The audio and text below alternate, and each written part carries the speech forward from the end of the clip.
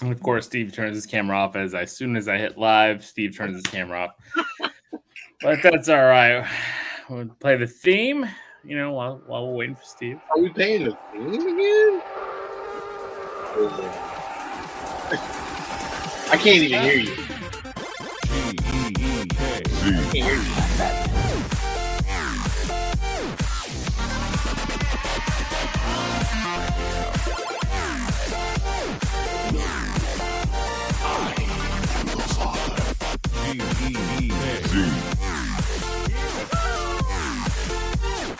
Let's do it, guys! Right! Who am I? I'm Spider-Man. Assemble. Oh yeah, I always thought it was longer than that. It's very long. Is it longer than that? It's long. No, that's the length of the intro. That wasn't too long. No. So, welcome to the Geeks. This is Lil. This is Steve, keeping it green. This is Sean. This week, Steve, I don't know if my it was a really slow episode. Yeah, up until the end. Till the end, right? When shit got crazy. It did get crazy at the end. Matt Smith, what a fucking badass. Yo, I love him, dog. Yo, he's like Damien was like Jon Snow right now. Damien was like, all right, you're not going to fight? Fuck it. I'll do it by myself. And then he did it. No, he did it by himself. I was so like, yo, good. I fuck with this dude. I was like, yo, I don't know Johnny. what. I don't know what Johnny, I love that I love that that avatar you got. What's up, Johnny? I don't know what it is because we all feel like he's a bad guy at this point, but like is he like an anti-hero? But is he a bad guy? Like I don't know because he's not wrong in the shit that he's doing. Right. I just love it, man. I'm just like this dude gets all the accolades. Like last week's episode was just it was slow, but then there was just like that like you said, Steve, that end was just like, damn. And I was like, yo, that was hard. Like that was some real shit. Whole army by himself. I in Game of Thrones, I ain't never seen nobody do that shit. Phenomenal. Did you stay with it a little, or did you give up already? I didn't get caught up on Lord of the Rings this week. Like, this week has been, and I'll talk about why. We're talking about Game of Thrones. I know, and Game of Thrones. Like the only thing I really watched this week was She-Hulk. That's it. I didn't get to Cobra Kai. I didn't get to anything. You didn't even get to any Cobra Kai.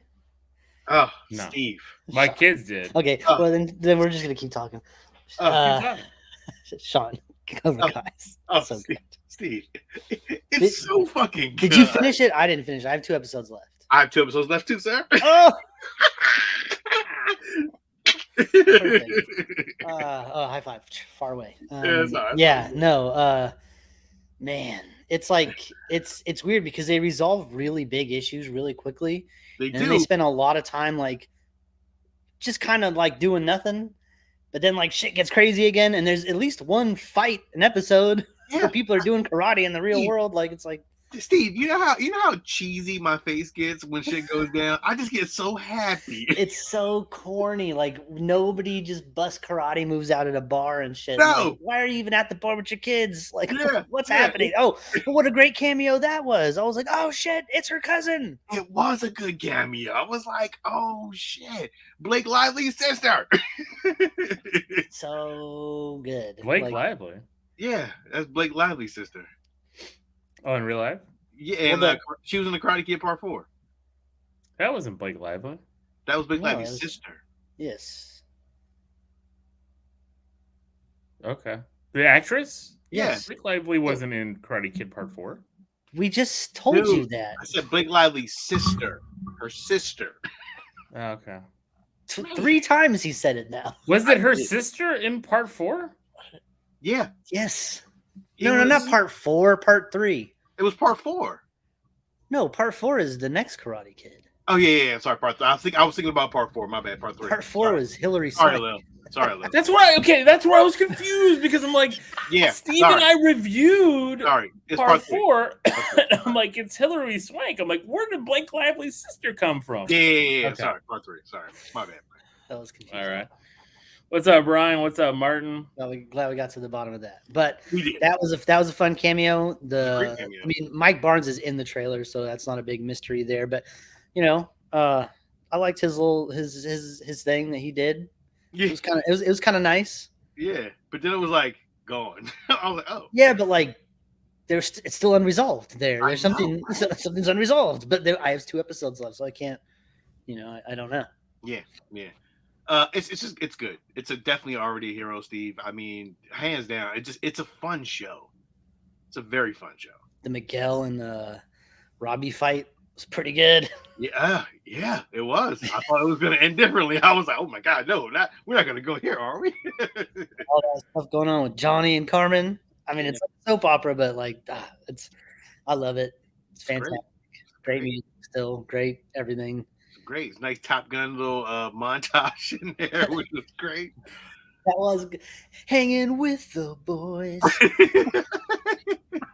It was so good.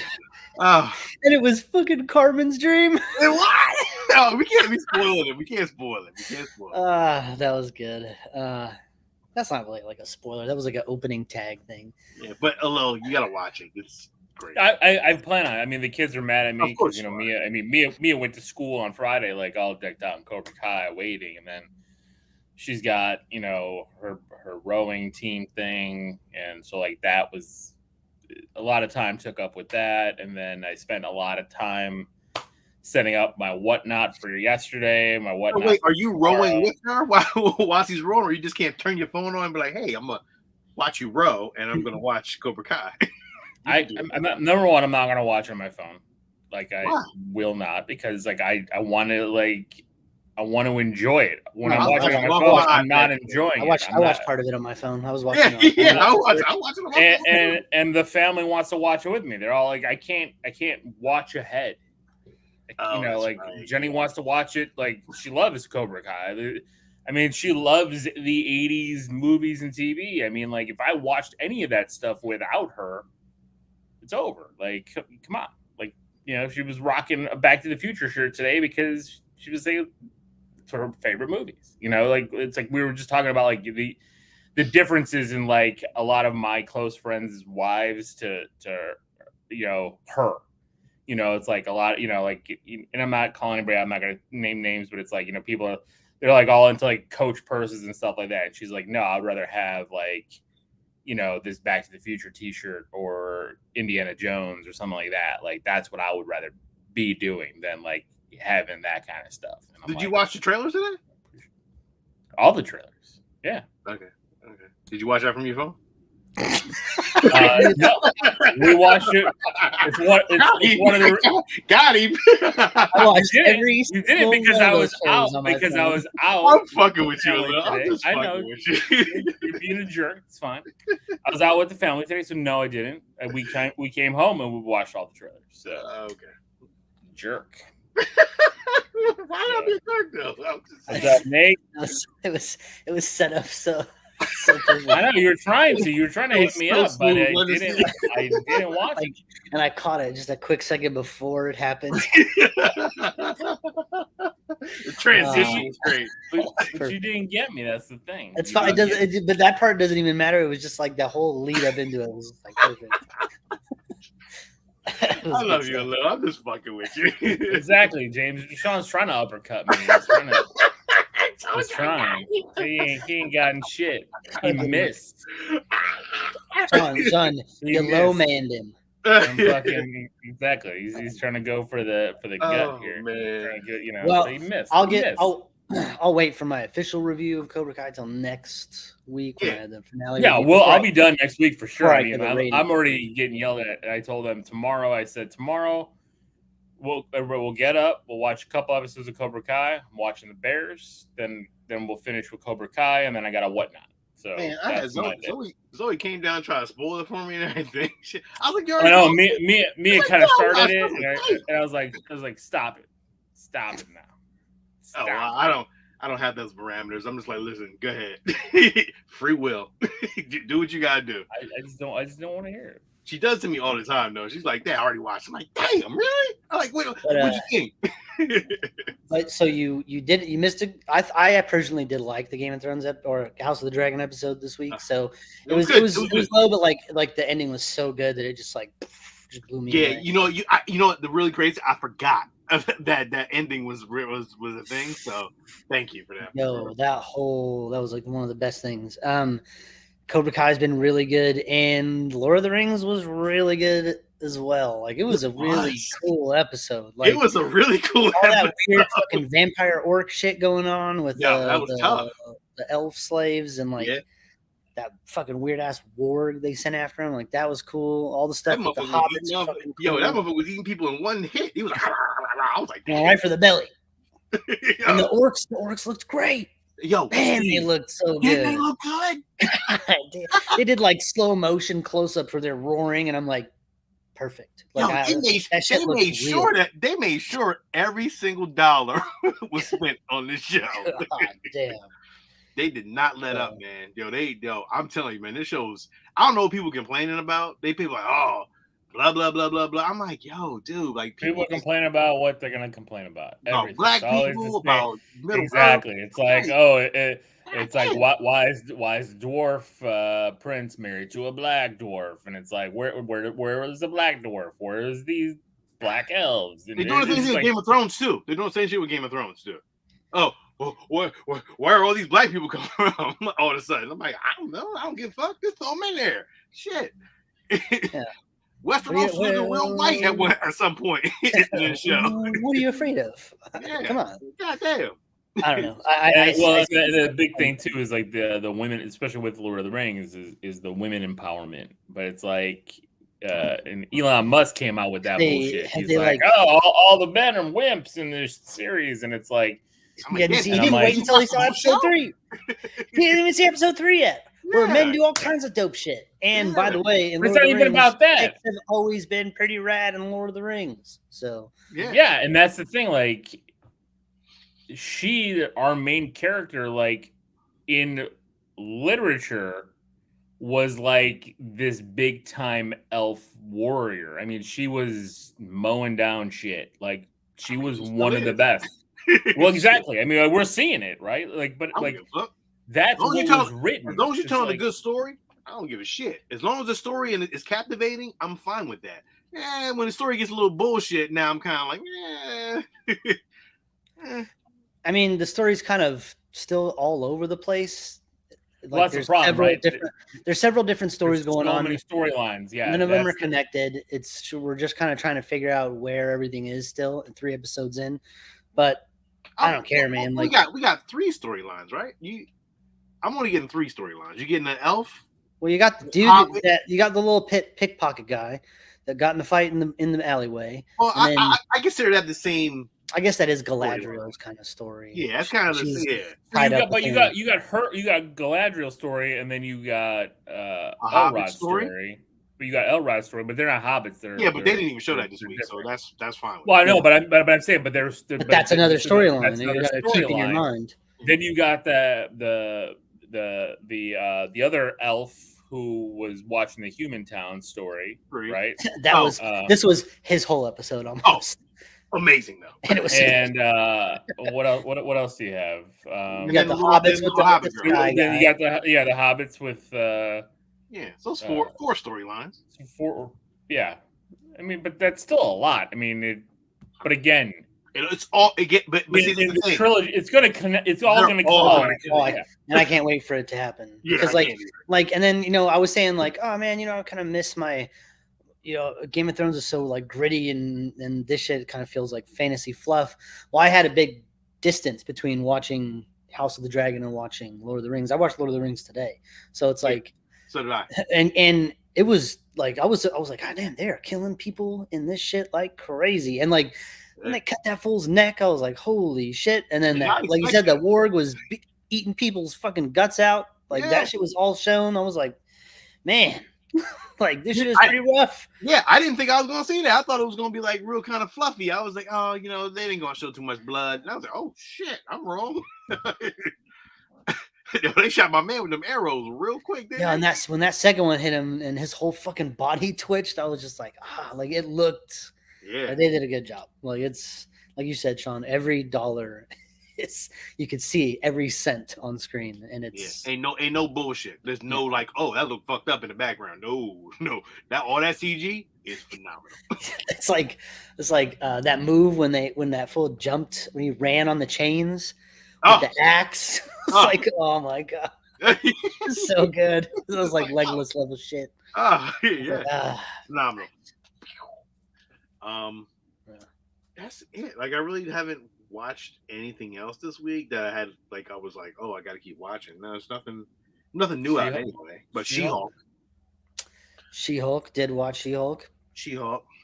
Another really good episode. Yeah. Wongers. I was waiting for Madison with the Y. They got Madison with the where you never guess where the Y is. Like I love her character. She was hilarious. The end stinger was so good. I thought something was gonna go down at that end stinger. I did too. I was but it's like innocent. I was like, is Wong? It's so weirdly innocent. Some vodka and some goat's milk. I was like, whoa. Damn, Wong likes to fucking party, man. Like, Wong. Dude, what was it? Donnie Blaze? Dude, that was ridiculous. And hello, Mephisto. I'm gonna start it up here again. I like the little demons, the little demon babies. Yeah. Like all that stuff looked really good. I thought. Yeah. I thought it was all good. Like I like She-Hulk. I don't know. I didn't like the Megan Thee Stallion shit last week, but like I'm okay with it. It don't bother me. I mean, it was this. You know what I mean? It was just a little bit of a gag joke thing. You know, somebody put up like a meme kind of side by side comparison, which was hilarious because I don't know if you guys remember like in the early Simpsons episodes before like Smithers was like out, you know, like he went to a strip club with Mr. Burns and like two girls were grinding on him and he was like, and it was like, that's the internet right now with the Megan Thee Stallion stuff going on. And it's like, yeah, that's funny. Like, it was just a gag. It's just a gag. I know you don't like her, but it was a gag, and I don't think she's coming back. Well, if she does, it'll be 30 seconds. I didn't care about the gag. I thought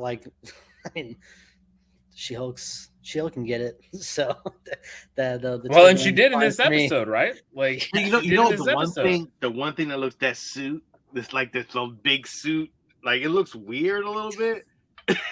Well, they even called it out though. Remember, like her friends like, we need to get you some new clothes. Yeah, no, I agree. It just looks weird. But like it's the movement. Her body still, like her arms and like hands, like it still doesn't. It reminds me of like Avatar, like the fucking Navi from Avatar. Like it doesn't look natural yet. It looks good. I'm not complaining about like the quality of it, but like some of the movements that happen just still are like it's that uncanny valley area, right? Well, it's because it's almost there. It's just it's not taking me out of the show, right? Because you know what it is because it's a superhero in normal everyday thing. Like we're used to seeing like them fighting or this and that. The like big in bulky big suits set pieces definitely help with all that.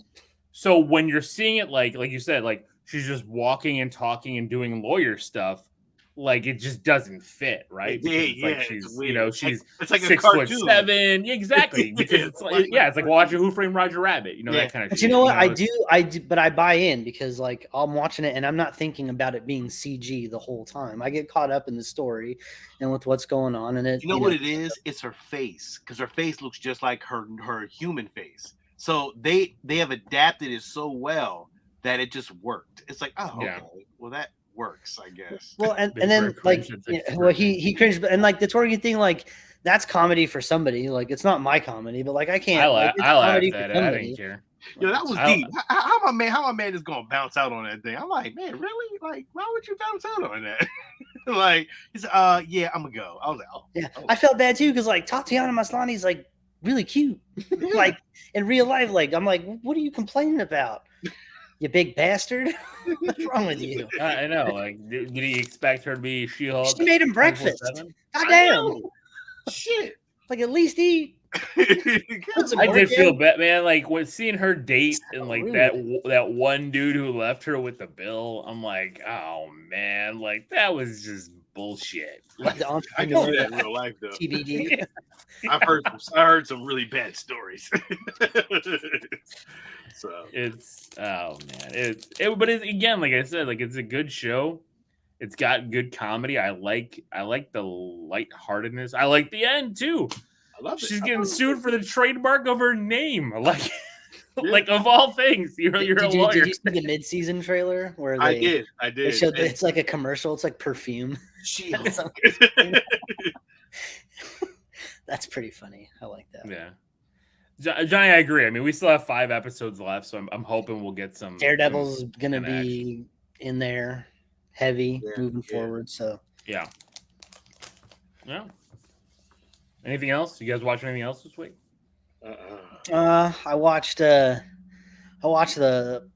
Rams get a shellacking on Thursday night. That was fun.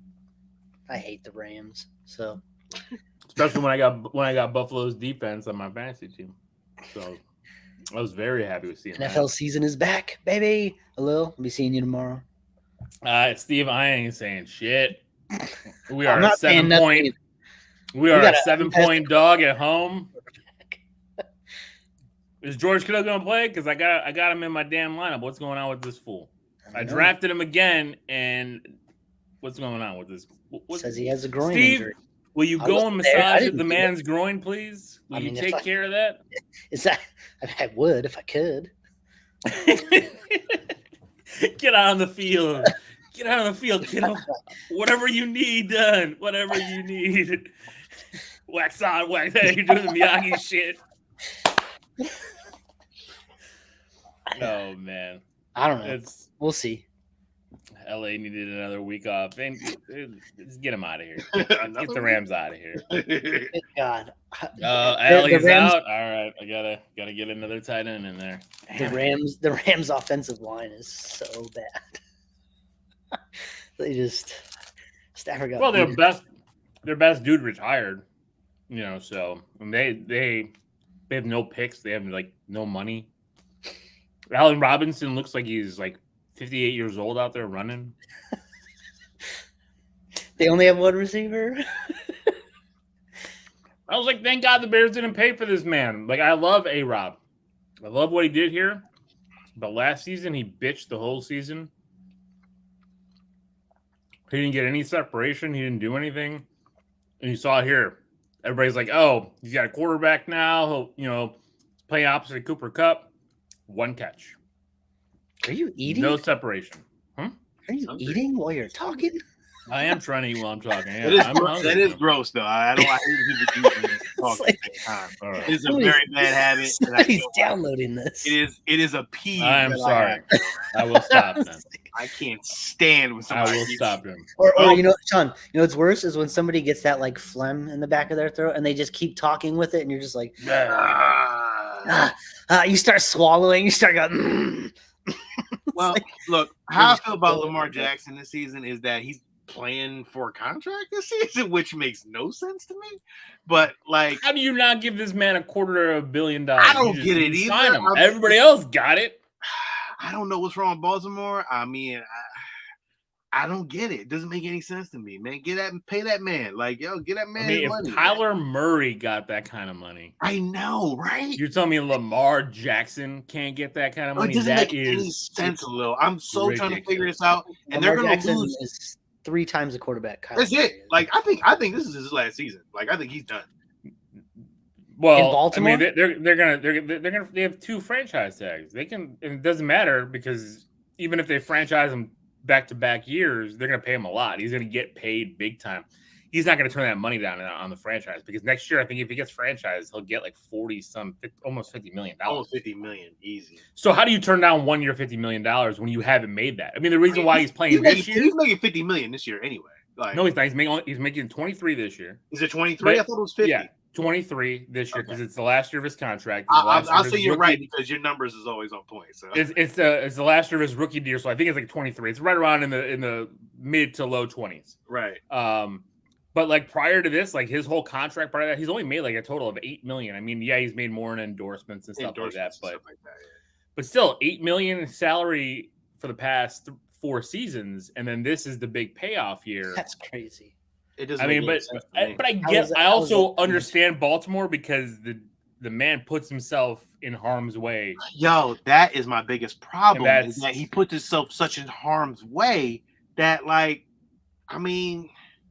And I think that's the thing with Baltimore, right? You keep running, motherfucker. Stop running. He gets one, but that's his money. That's his differential. Because you know what? He's not a pocket passer. I know. He could be good, but he's not great at a pocket passer. No, when you look at his legs make him great. His neck. That man has a neck of like like it is huge. That guy has a huge neck. It's ridiculous. No. It's like he just does weights. Start that GoFundMe for Lamar. No, he'll be okay. He'll be okay. No, I'm excited for football tomorrow. Yeah, it's, I'm not as excited as y'all get with football.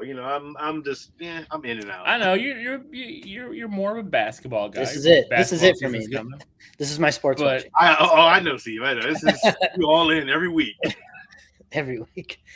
Me too. Hello, are you watching? Did you watch that the Lakers thing yet on Hulu?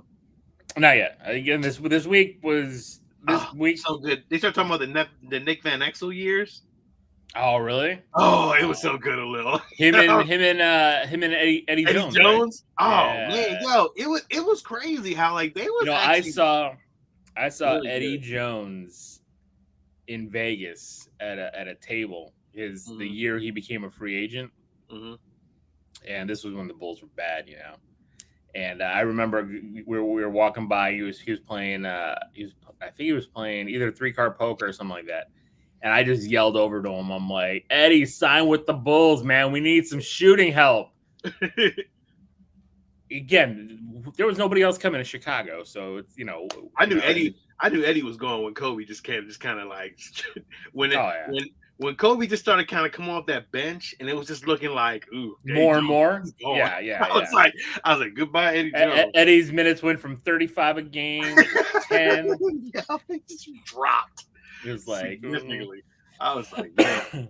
Yeah. I mean, no, it's good though. You gotta check it out. It's really good. It is really and I do plan on it. I do. This week, I hope to catch up on everything because I had a big failure last night on Whatnot. I put all this effort and work into getting my stream going, and I didn't sell anything. You sent a text message, and I was like, I didn't want to ask you because I didn't want you to have to write a story in text. But so what? How bad was it? So I mean, I'll explain mine. Yeah, I watched Sean's too. So what I'm learning on Whatnot is nobody buys or wants to collect DC books. Number one, that's the number one thing. Like DC is low on the totem pole. It's weird. Like I had good books, good covers, good cover arts. Like all the books I had. I mean, I didn't have like the greatest of great, but I didn't have like just garbage books. But like I did a lot of work because after the first show I was like, okay, how do I get the cameras right? Because I don't want it to be me facing the whole time. I don't want to have to hold up the book. I need it. I want my hands free. I still have to work on the music piece because I thought I had it loud enough, but I guess I didn't. But that's fine. That plays no music. It's so boring. I was like, you got to play music, bro. Okay, well, I'll play music. You played music and you sold 3 tapes. So I mean, but I'm animated though. You know how I am. You see how I go though. I saw how you went. But Steve, this is the real thing. Me and Lil have jobs. We all have jobs here. So there's an effort that has to be put into this, Steve. It's a lot of effort. Yeah, I don't want to. And Steve, guess what? It's not a lot of effort I want to put in. I have no interest in any of that. So this is where I am at with Vince's dilemma. I'm like, listen, This is a lot of work, and I don't feel like doing all this work. So me and Lil talked about it last night. I don't know where Lil's going with it, but I may be just tapping out this bitch because I just like there's just not enough time in the day. Like you got so much other shit to do, man. It's too much work. It is time consuming. It's too much work. I'm not tapping out. I'm not tapping out. Listen, I got a good job. I don't need this. Like as do I. But you know what? I like to sell stuff. I've always been a flipper. I've always bought and sold things. I've always had that. So I need to figure out this live auction piece. You know what I mean? Like I've sold things. I mean, I just recently sold a couple books on eBay. So made a decent amount of money. But I know eBay is different. It's different. Just leave it and go. Yeah, you ain't got you gotta do stuff. You gotta be a showman. Yeah. So I'm not used to that yet. But you've made more money. You've made more money where you don't have to do anything than you have where you have to do all kinds of stuff. I agree, but I also haven't sold like a lot of low dollar things. And that's what I want to try to do. I'm trying to move the low dollar stuff. Like I can sell the high dollar stuff anywhere. That's easy. That's the easy work, right? It's selling the big ticket item. You throw it on eBay, let it go, and it's gonna sell. You know what I mean? But I'm trying to sell the lows because I'm trying to dwindle down, the weight of my collection. Like a lot of this stuff that I've accumulated over the years and, through a bunch of different things, I just want to get rid of, but I don't want to just dump. I don't want to give away for free. I don't want to dump it for 10 cents on the dollar. So I'm trying to figure out what makes sense. How much effort do I need to make it make sense? Steve, I'm over here. Steve, you know how animated I am. I'm my personality. I'm over here DJing. I'm over here trying to flip I'm trying to flip VHS tapes, putting them on here. You gotta get the camera right. The camera I got down packed, but I'm like, you have to have a personality to sometimes kind of do this shit. Sometimes, people in the background. Like when you watch these shows, like there's like 3 people in the background, there's somebody's wife back there. There's a lot of shit going on. It's a lot of stuff. It's a lot of energy you got to put into this, and you got to put a lot. And I'm gonna tell you, these girls, they can sell that shit. I mean, not to be that person, but like, I see a lot of girls showing a lot of titties. Like I'm like, there's a lot of chest shows. I'm like, they selling it. I don't have that kind of effort, man. It ain't that serious to me. I'm like, you gotta hire somebody to wear a low cut top. Sell your shit for you. You make all the money in the world. Steve, I'm selling the same. Guess what, Lil? Those DC books, those will fucking sell. Yes. Steve, I'm selling the same VHS tapes they selling, and they selling them shit like crazy. I'm just like, wait, what's going on? But there's also. She's right in the middle of it. There's also a difference. Low cut. I'm like, I can see how you selling them joints. But there's also a difference. These people have been doing this for a long time. They've built a follower base, right? So when they go live, like when you went live, because I follow you, I got the notification, right? Right. So I get the notification, but you don't go to the top of the list for Whatnot because you don't have a follower base. You don't have that. That's why I was like smashed. It's like Instagram. Well, it is. It's like any social media network. Exactly. And that's what I told you. That's what I was saying last night. Like my goal is I've got 2 months. I'm putting 2 months. I'm going home for Christmas, so like it's like, because then that 2 weeks, I'm not going to do anything. So it's like right before then, that's my goal. So 2.5 months, whatever it is. I need to get to 500 followers. That's my goal. And I want to get to 100 sales, like 100 different individual sold items. It doesn't mean like 100 people, you know what I mean? Like I sold 100 comic books. If I hit that milestone, then I'm going to keep the grind going and just keep working it, trying to figure out what makes sense, how to do this. Because a lot of people do game shows on there. A lot of people just do basic. And that's what I was doing, just the basic stuff. But I like the game. Too much work. That's too much work. Wear a low cut shirt, a little. That's what you got to do. Okay. Well, do some too much. For me, I've lost some of that. Dime tassels. For me, Steve, It's too It much. Doesn't matter if you've lost weight. Show some skin, baby. But it's too much work for me. I'm like, yo, I get it. I get it. And they have a lot of restrictions. You got to ship things out quick. You got 48 hours. There's a lot of restrictions you got to do. But the thing is like, I'm okay with that because I want, again, like I said, I want to sell stuff. I want to purge because I want to use that money to buy stuff I really want. I don't want to go and dip into the again. Yes, I have a good job. We have we're very comfortable. Everything's good. But again, I don't want, I'm looking at retirement. I'm already an old man. I already, got the gray coming in and the goatee, just barely got gray coming in. I did. Yeah. But I've lost all this. So, I mean, you've been lost all that. I know. It's been a while. Yeah. So, I mean, that's why I cut it real short now. But, so Martin wants to know what's your name on whatnot, Sean. I don't know anymore. It's Create Inc. It's Martin, I have no idea. I'm tapping out. I don't care. Yeah, it's too much work. I don't have time for that. I don't have time for it. I thought I did. I thought I was going to be cool with it. Just let me know which ones you're selling, and I'll tell you if I want them. Of course. Like, I guess it's really like don't sell any horror ones, man. Yeah, I'm like, you know what? Fuck this. I can just get these. Did you sell that Halloween last night for $1? I sold the Halloween. I have that one. Yeah.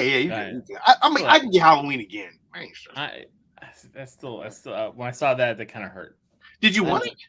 No, I mean, I don't want VHS tapes. But it still kind of hurt. No, it's fine. I got the Evil Dead over here too. You want them too? We'll talk about the Evil Dead later. All right. I have Ash figures, maybe look nice. Does that mean you're done with tapes? Who, me? Yeah. No, he's still collecting. No, baby boy, I still got some tapes this week. Okay. I'm like, oh no. Listen, I'm riding with you on that one. Like, I can keep going with this. Like, you know what I mean? But it's just like I wanted to dump stuff just to see how it went. But yo, Steve, nobody was biting on shit, and I was pulling out some heat, and nobody was biting on them. Yeah, but again, Sean, you only had like a dozen people in there at the highest moment. You know what I mean? Like the part is, I deleted my damn show the first time. I was mad as shit. I had like 20 people on, and that's what I was wondering because I was going to ask you that because you had a lot of people that tagged it, and then you lost that, and I'm like, okay, so something happened. The test show for some reason deleted it when I went in. I don't know, man. This functionality is. But that's what I'm saying. This is why I'm going to give it time because the thing is, I'm seeing people on there that make it that put that early grind in, and now it's just smooth as shit. And that's what I'm like. If I can push over to that, if I can lift that boulder up the hill real, within a certain amount of time, and I can get that boulder rolling down that hill where it's no problem. I've got followers. I got people interested. I can start putting things out. I can start doing a video game show. I've got tons of sports cards out. I'm like, man, I can just, people are selling sports cards, doing sports card breaks. I got a lot of shit. I got a lot of sports cards, man. I got Kobe rookies, Shaq rookies. I got everybody. It's the work. Start selling it. It's the work that you got to put into it, man. And that's what I said. I'm giving myself a time frame. I'm going tomorrow night. I got everything in. I went tonight. I picked up a lot of books. I picked up a lot of stuff. I picked up some more lighting. I got things going. I'm trying to figure it out because I know there is a formula to this, and eventually I'll crack it. And if I can't crack it, I'm out. It's easy. Like I didn't really lose much. I mean, this is all my personal collection. So James wants to know if you. He says he got Boomerang for you. Oh, did you pick it up for me? I didn't because James said he had it. Oh. And James is going to send you a package of tapes. Oh, well, you said. Oh, that was last week that you told me that. Last week, yeah, he said yeah. So it was like Sunday or something like that. I'll take it, James. I shall take it, sir. Thank you. Well, I texted you guys this morning, and you guys ignored me when I texted you. Well, no, I didn't want 5 Goes West. We could have asked you if there was anything else. I slept in. I was asleep till late. You guys had a whole conversation. We did, didn't we? We did. I wake up and it's just the one text notification, but there's it's like plus, it's like several dozen. It's all right. So yeah, so my second show was a complete failure, but that's okay. Tomorrow night is Marvel night, so I'm doing Marvel books. I have a lot of good Marvel books out there. Spider-Man, X-Men, Wolverine, Avengers, so we'll see.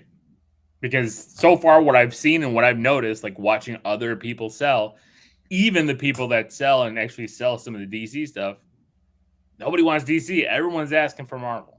So, and again, like I said, I keep gaining followers, and that's what I'm like. You need to find I'm up to 81. Gimmick. I'm up to 81 followers. So find a gimmick, like wear that hat every time, or like I like my. Well, he doesn't show his face though, so it don't really matter. I'm actually thinking about figuring out how to do that dual camera thing where I can actually the mask speak and stuff. Get that mask that changes colors, that whatever, like the Halloween mask. Yeah. Good. Yeah, I don't know. Oh, James, I want those Nintendo powers. I was actually looking at some stuff today. I was actually looking at some graded Nintendo powers, man. Graded Nintendo powers. Because I want to hang them on the wall. That was cool. So they grade everything. Steve, do you have any of the Jurassic Park movies on VHS? I think you have them all, don't you? I have. You're missing like a lenticular on one. No, I found that. I think I actually have that now. So, do you know? I think it's Nintendo Power number 4. It's crazy. I found this out again as I was going through and just trying to figure this out. J. Scott Campbell's first ever published artwork is in Nintendo Power number 4. Yep, I see. He was a 15-year-old kid, and he made like a video game kind of like design. Yeah, as a 15-year-old and submitted to Nintendo and won, and got it published in Nintendo Power. It's the one with the turtles on the cover. Yeah, and I'm like, that is amazing because like I bring that up because we're gonna get into the toy box here. Unless you guys have anything else. Oh no, I got a big toy box. So I only got 2 things to talk about, but I bring that up because it's weird things seeing celebrities, not like celebrities now, like at a younger age, like all of a sudden like it becomes a thing. And the reason why I bring that up is because one of my comics that I got this week, I got it on a Whatnot auction. I got a CGC. Are we in a toy box now? We're in a toy box. Toy box. I moved in. I did the transition. All right. I got a Fantastic Four number 34, CGC 4.5, Silver Age. But the crazy thing about this book is, like CGC puts little notes here about like, first appearances. Like this one's the first appearance of this character called Greg Gideon.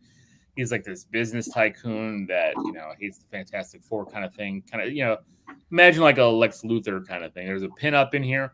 But also in this book, which is hilarious to me, is a letter that, because like in old comic books, I don't know if you guys remember, like they'd always post like, they did it in Nintendo Powers and stuff like when readers would submit like a letter or a question, they like Stan Lee's bold pen, he would print out the letter and then respond. So George R.R. Martin as a child wrote, and they printed his letter in this book, and that's on the CGC slab. Letter from George R.R. Martin, Mr. Game of Thrones. I was like, that is. I'm gonna try to blow this up into one screen so everybody can see it. It's kind of cool. Yeah. I mean, it's kind of hilarious. I'm trying to get that glare out of there, but yeah. Letter from George R.R. Martin in Fantastic Four number 34. So it's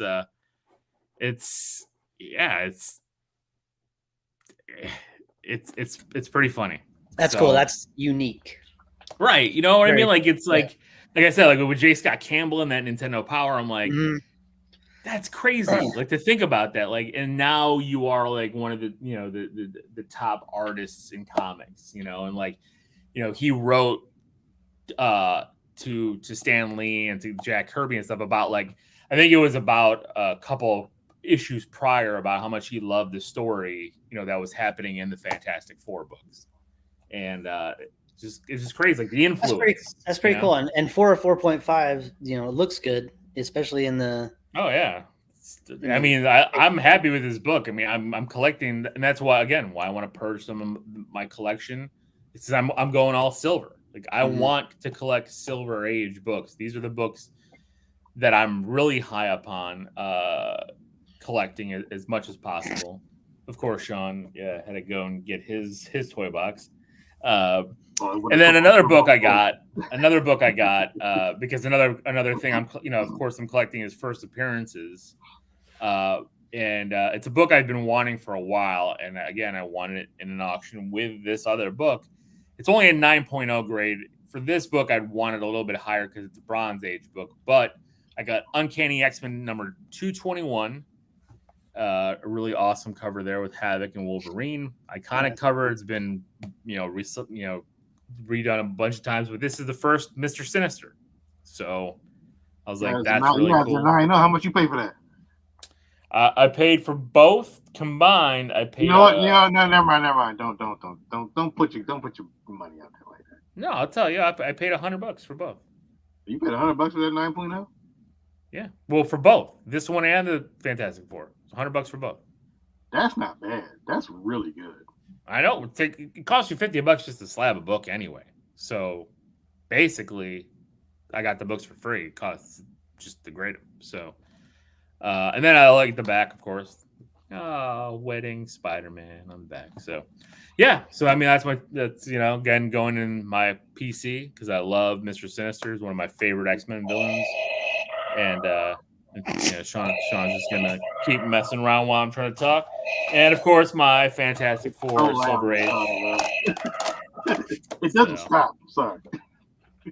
And my Fantastic Four Silver Age book. So two more books to add to the wall. I gotta change out the wall. Yeah, well, that's really nice. I'm actually taking down the Spider-Man poster, and I'm gonna put more shelving there. Probably taking down the Toby.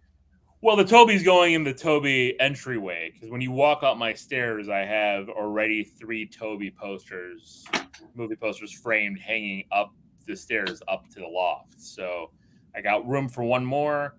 I got a Tom Holland Mondo print. I ordered the Mondo print for Spider-Man No Way Home. So when that comes, of course, I picked. There's 3 versions of it where each Spider-Man was in the forefront, and of course, I picked the one where Toby's in the forefront.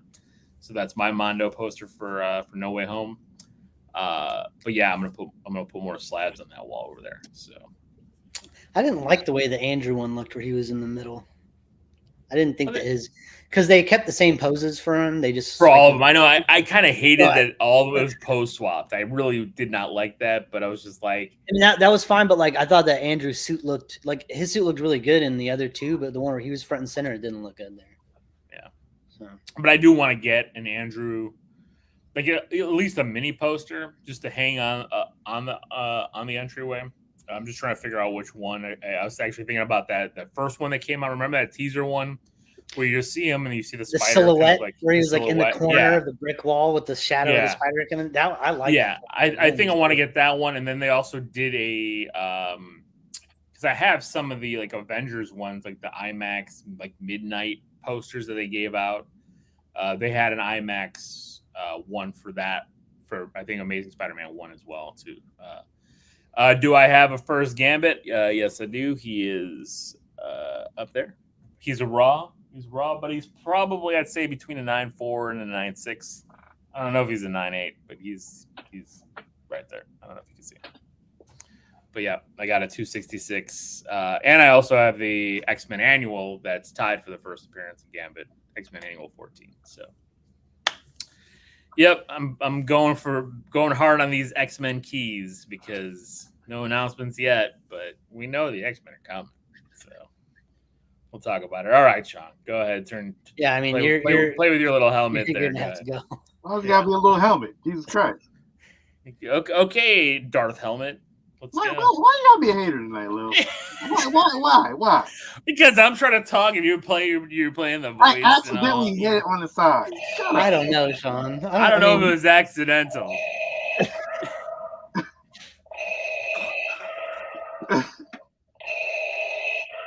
Well, let me tell y'all. That's really cool. That's cool. That is pretty sweet. I like that. Yeah, I like that. Cool as shit. Let me tell you. This motherfucker boy. Hold up. I'm moving you in the solo screen too to show this. Thank you. So this is the Black Series helmet. Looks fucking amazing. This thing comes off. So when you take that off, it makes that noise. That is awesome. Yo, I know, that's actually really cool. Man, Sean, you gotta just shave your head now, man, and just go to a con like that, right? Yeah, there. I'm really thinking about buying the whole suit, to be honest, with this thing. But You got the height. Freaking, you said you got the height. He'd be a tall motherfucker. You already have the saber too, don't you? Yeah. I got the saber too. This thing is amazing. Like, hands down, phenomenal. You wouldn't even think this would cost $130. It was $130 for this thing, and comes in pieces, but everything is connected. This is one of the best. Is it connected by magnets, or is it snapped together? These pieces snap in together, but it's also on magnets too. But once you connect it, it makes that sound. Okay. And then you connect the whole thing, and the inside of it is actually red. It's actually red lights, or red. It's more of a red lens, like a red tinting. Yeah, but you can see the detail on the inside. Phenomenal. Yo, amazing helmet. Like, this is like one of the best. I love that when there's detail in places that you wouldn't even know that it's there. Like, that's really cool. And the places that you wouldn't look. I've seen comparisons of, like, you know, the EFX one. I mean, the EFX one looks amazing. Looks like more the original one. But this one is, you know, more based off of the Obi-Wan show. And the comparison is phenomenal, man. Like, I think this is like one of the best. For $130, this thing could do. I mean, this thing is amazing to me. And definitely highly recommend if you're a Star Wars fan. Highly recommend picking this one up, man. This is like, that is a very cool one. That is, it really is a no-brainer. It's just like, when you sent that picture this morning with it on, I was laughing, but I was like, that looks really good. But then when you look at it, like, it's just like, wow, like, that's really, really. Does it come with a stand? Yeah, it has a little stand in the back. I can put it up over there, and it'll sit right on the stand. Very, very movie accurate. Really, really cool. Again, really, really phenomenal piece. I like all those details on the back for the neck part. Yeah, I love that part too. Like, that's really good. So yeah, it's a great piece, man. And definitely, and the piece up here is magnetic, so it just sticks there.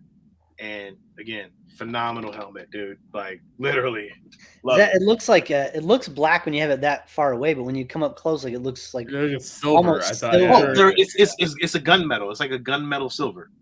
And I didn't know Vader's helmet was like a gunmetal, so I watched Star Wars today, and I was like, oh shit, it is gunmetal.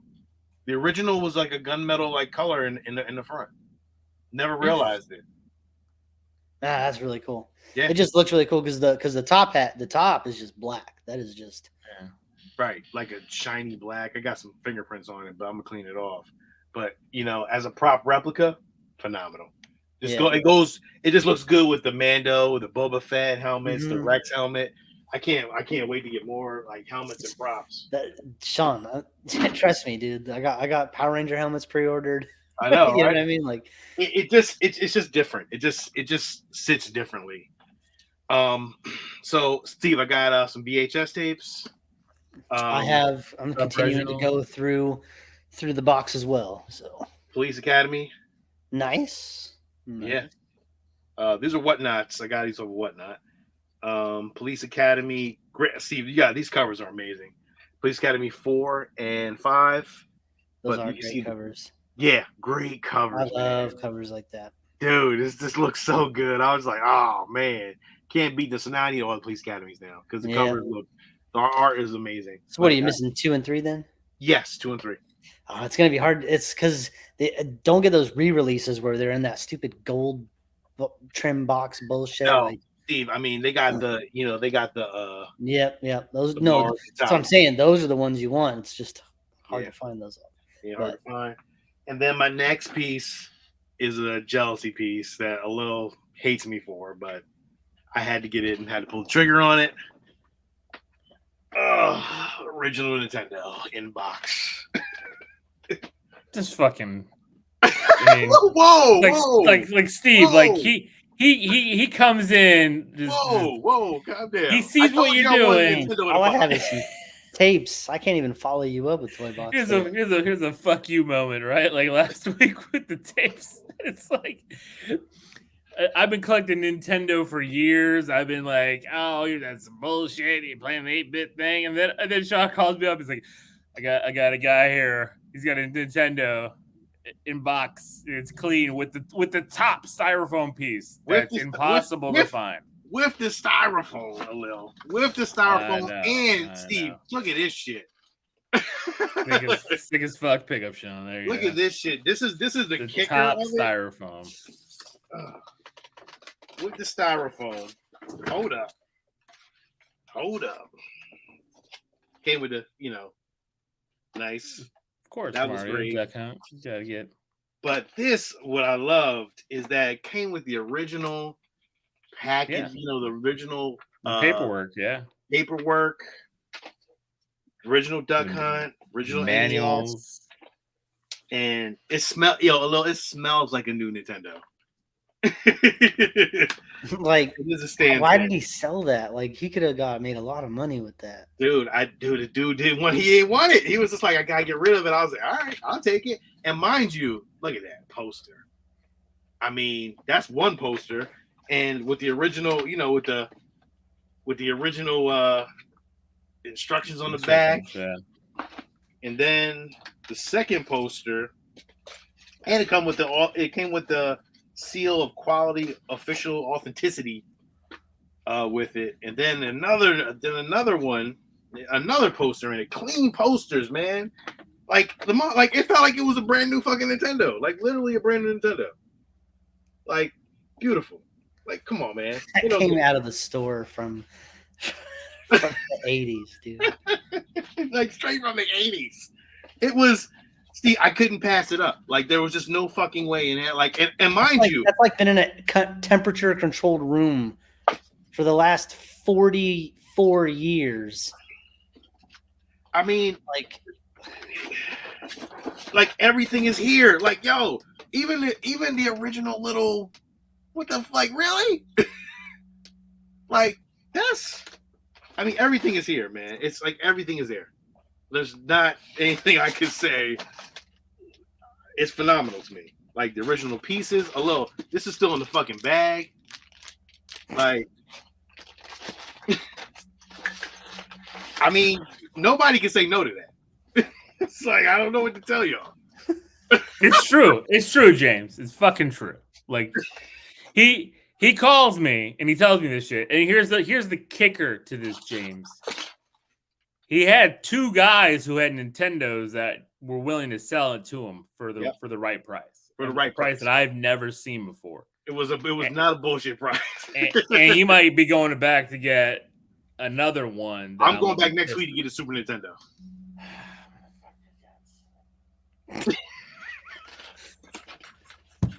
I'm just gonna turn my camera off and eat my protein bar.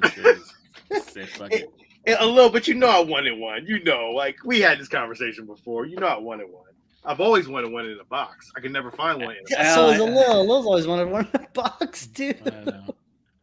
I got a Sega Genesis. You guys were with me when I got the Sega Genesis in the box. Yo, the crazy part is I thought Lil already had one. I didn't know he did not have one.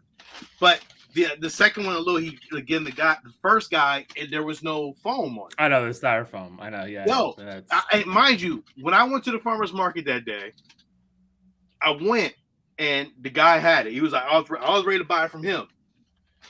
But when I kept walking to the farmer's market, this guy was way on the other side, and I walked over. I was like, he just had it sitting there, and he had some controls and shit sitting there too. And I was like, yo, how much you want for that? He was like, yo, I want this. I was like, yo, I'm about to pay this for this guy. $25 less, I'm taking this. So I went over to the other guy. I was like, yo, listen, man, I'm gonna buy this from this other dude. Unfortunately, I'll buy you a Super Nintendo from you, but I'm gonna buy this Nintendo because there was no way I was gonna pass that up. And no, it had the styrofoam and everything. And I mean, that's the key, right? Like, I haven't been able to find one for the right price. Like, I've seen him for about $250 was the lowest I've seen it for, and it didn't have that top styrofoam piece. Right. And I'm like, I'm I'm not going to pull the trigger on something that expensive where it's not complete because I'm never going to find those pieces to complete it. Like, where am I going to find here? Top styrofoam piece to the Nintendo. Like, you're just not going to do it. No, Steve, the box. I know the box is so nice. Off of it. The box is so nice. So nice. It's not even shitty, man. It's like really, like the dude was just getting rid of it, man. He had his trucks. It's like this is all he wanted to sell. Like it was like I just wanted to get rid of this and a couple other things that he had. I was like, fuck that. I was like, give me this thing, man. There was no way I could pass it up. I couldn't. There's just no way in hell. I called him though. I was like, yo, what should I do? He's like, and I said, do it. So no, didn't even blink, bat an eye on that one. You've called me on other things that we were both hemming and hawing for 30 minutes on the phone. Like, I don't know what to do. This one was an easy one to pull the trigger on. This one, Steve, if you don't know, like I will tell you, but it was X-Men. It was Giant Size X-Men #1. And they wanted 20% off for it. 1800. 18. Giant Size X-Men #1. I mean, 3.5, right? It doesn't mean anything to me, but I know, but but I understand the gravity of it. So, did you get it? No. Alo told me no. He told me to walk out. I said walk out. Well, because you know what? We were talking for a half an hour. I was at work in my office, and it was a half an hour. And I'm like, at this point, just walk out because it's like you can't make that decision. It's just a lot. It was a lot. It was a lot.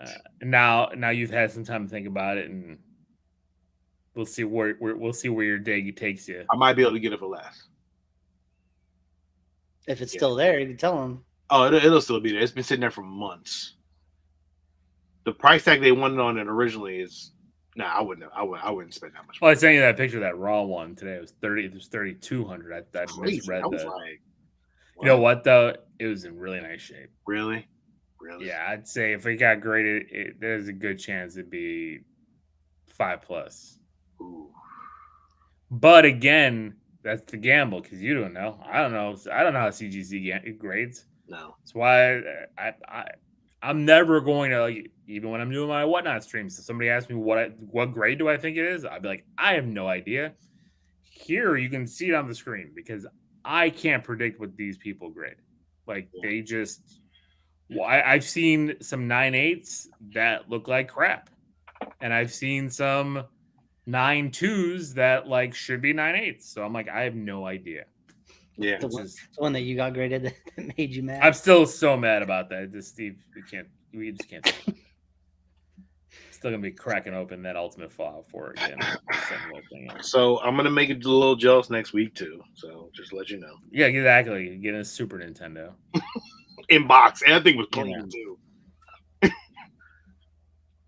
I just don't. I don't even know anymore. Like, I'm just gonna give up. Just sell it all. Just burn it all down. Yeah, I don't know what it is, but it's what it is, Sean. Like, it's been almost since day one of this show. Anytime we collect anything,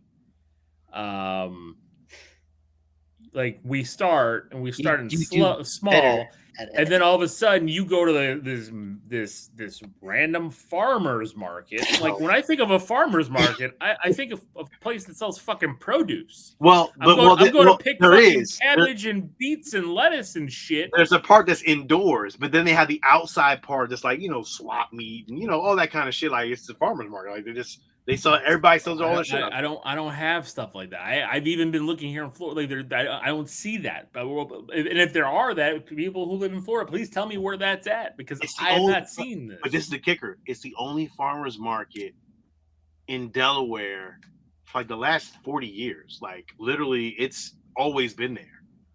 Everybody from certain parts of the city in Delaware go there.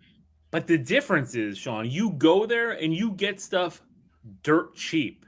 I'm a beast. Whenever man. I got that eye though, man. I got the eye. But whenever I see flea markets or anything like that, because I've gone to flea markets. Like there is a big one, like 35, 40 minutes from my house. It's huge.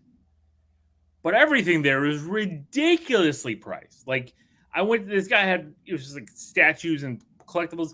he's got the Marvel gallery statues selling for like $150, and I'm like, who's gonna buy this? Like, yeah, I don't see any of that kind of stuff. I got the Eye of Thundera, a little like it's it literally is, man. It literally is like I go like I don't know what it is like, and if it catches my eye, I'll walk over and.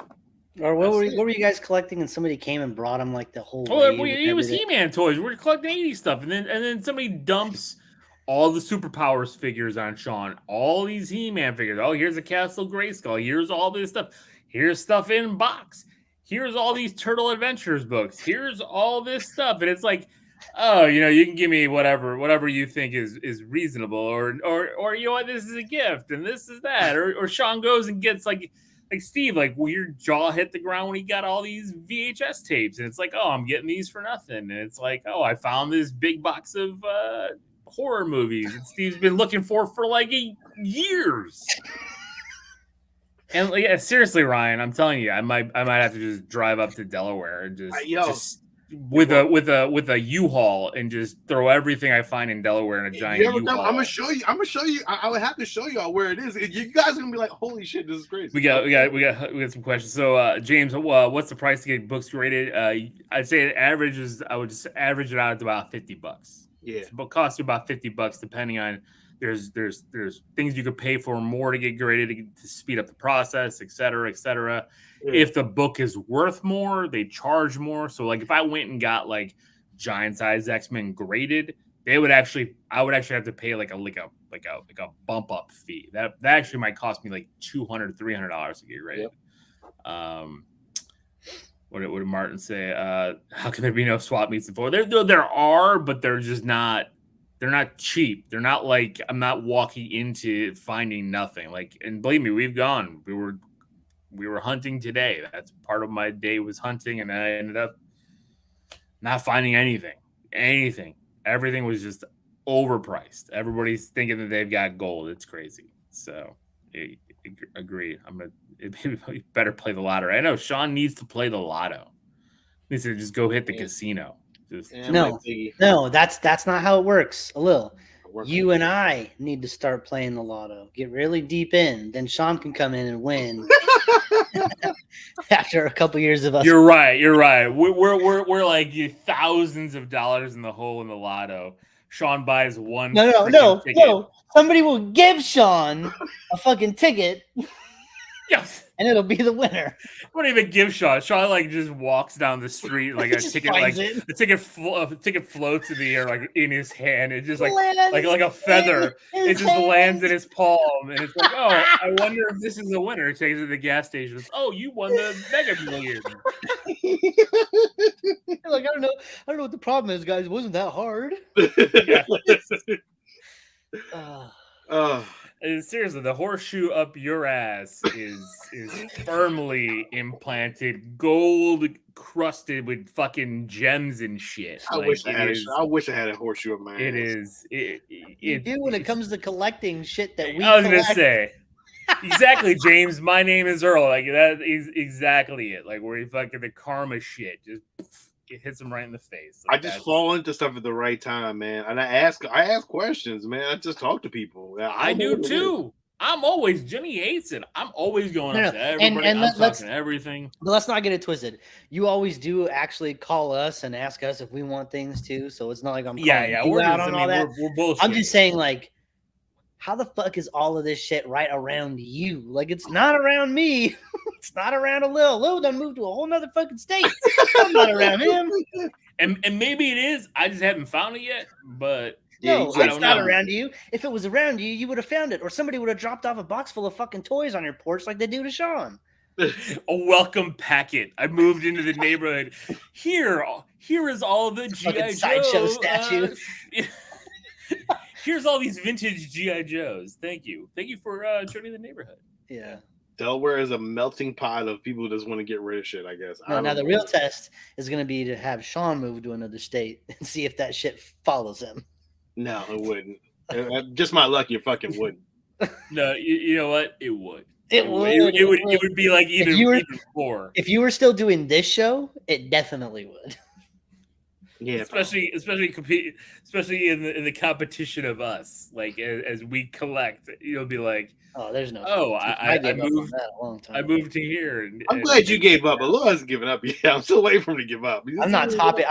I'm focused on my own collection. I have my own goals, my own. I don't want to top nobody. I mean, that's why it's why my focus is a lot of times different than you guys. You know, I mean, like I like collecting NES, Super NES. You know, and that's what I mean. I was almost going down that boat. I just like I can't do this. I can't do it. It's probably a reason why, like, even though I found that one thrift store with VHS tapes, and it's like I could probably buy like 50 tapes here and like start building a collection. I just don't want to do it. Sean, you need an old CRT TV that you can hook up and have with your VCR and your Nintendo.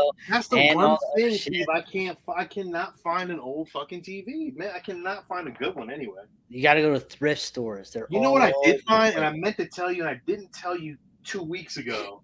I found a rewinder. Those are the best. I love those. I found one. It's but you know what, Steve? It's a little hacky. I gotta push down on the motherfucker. But I found one. It was $3.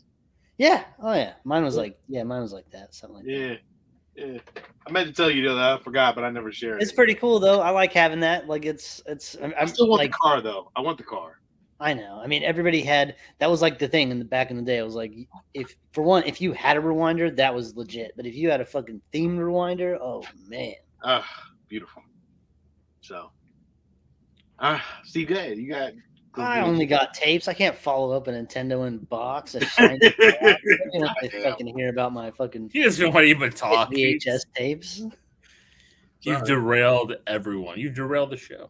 Sorry. At this point, you bring out a minty box. I'll talk about some of them because there are a couple movies in this little pile that I think Sean would like, and a couple of them are like this, like The Net. Like, do you guys remember how shitty this movie is? Yeah, I think we talked about it a couple weeks ago. No, I think you and me talked about it on the phone. I don't think we talked about it on the show. Oh, that's what it was? Because I was thinking of the Denzel Washington movie. The internet, how it's depicted in this movie awful. Is ridiculous. Like, it is. This movie does not stand the test of time, but it's fun anyways.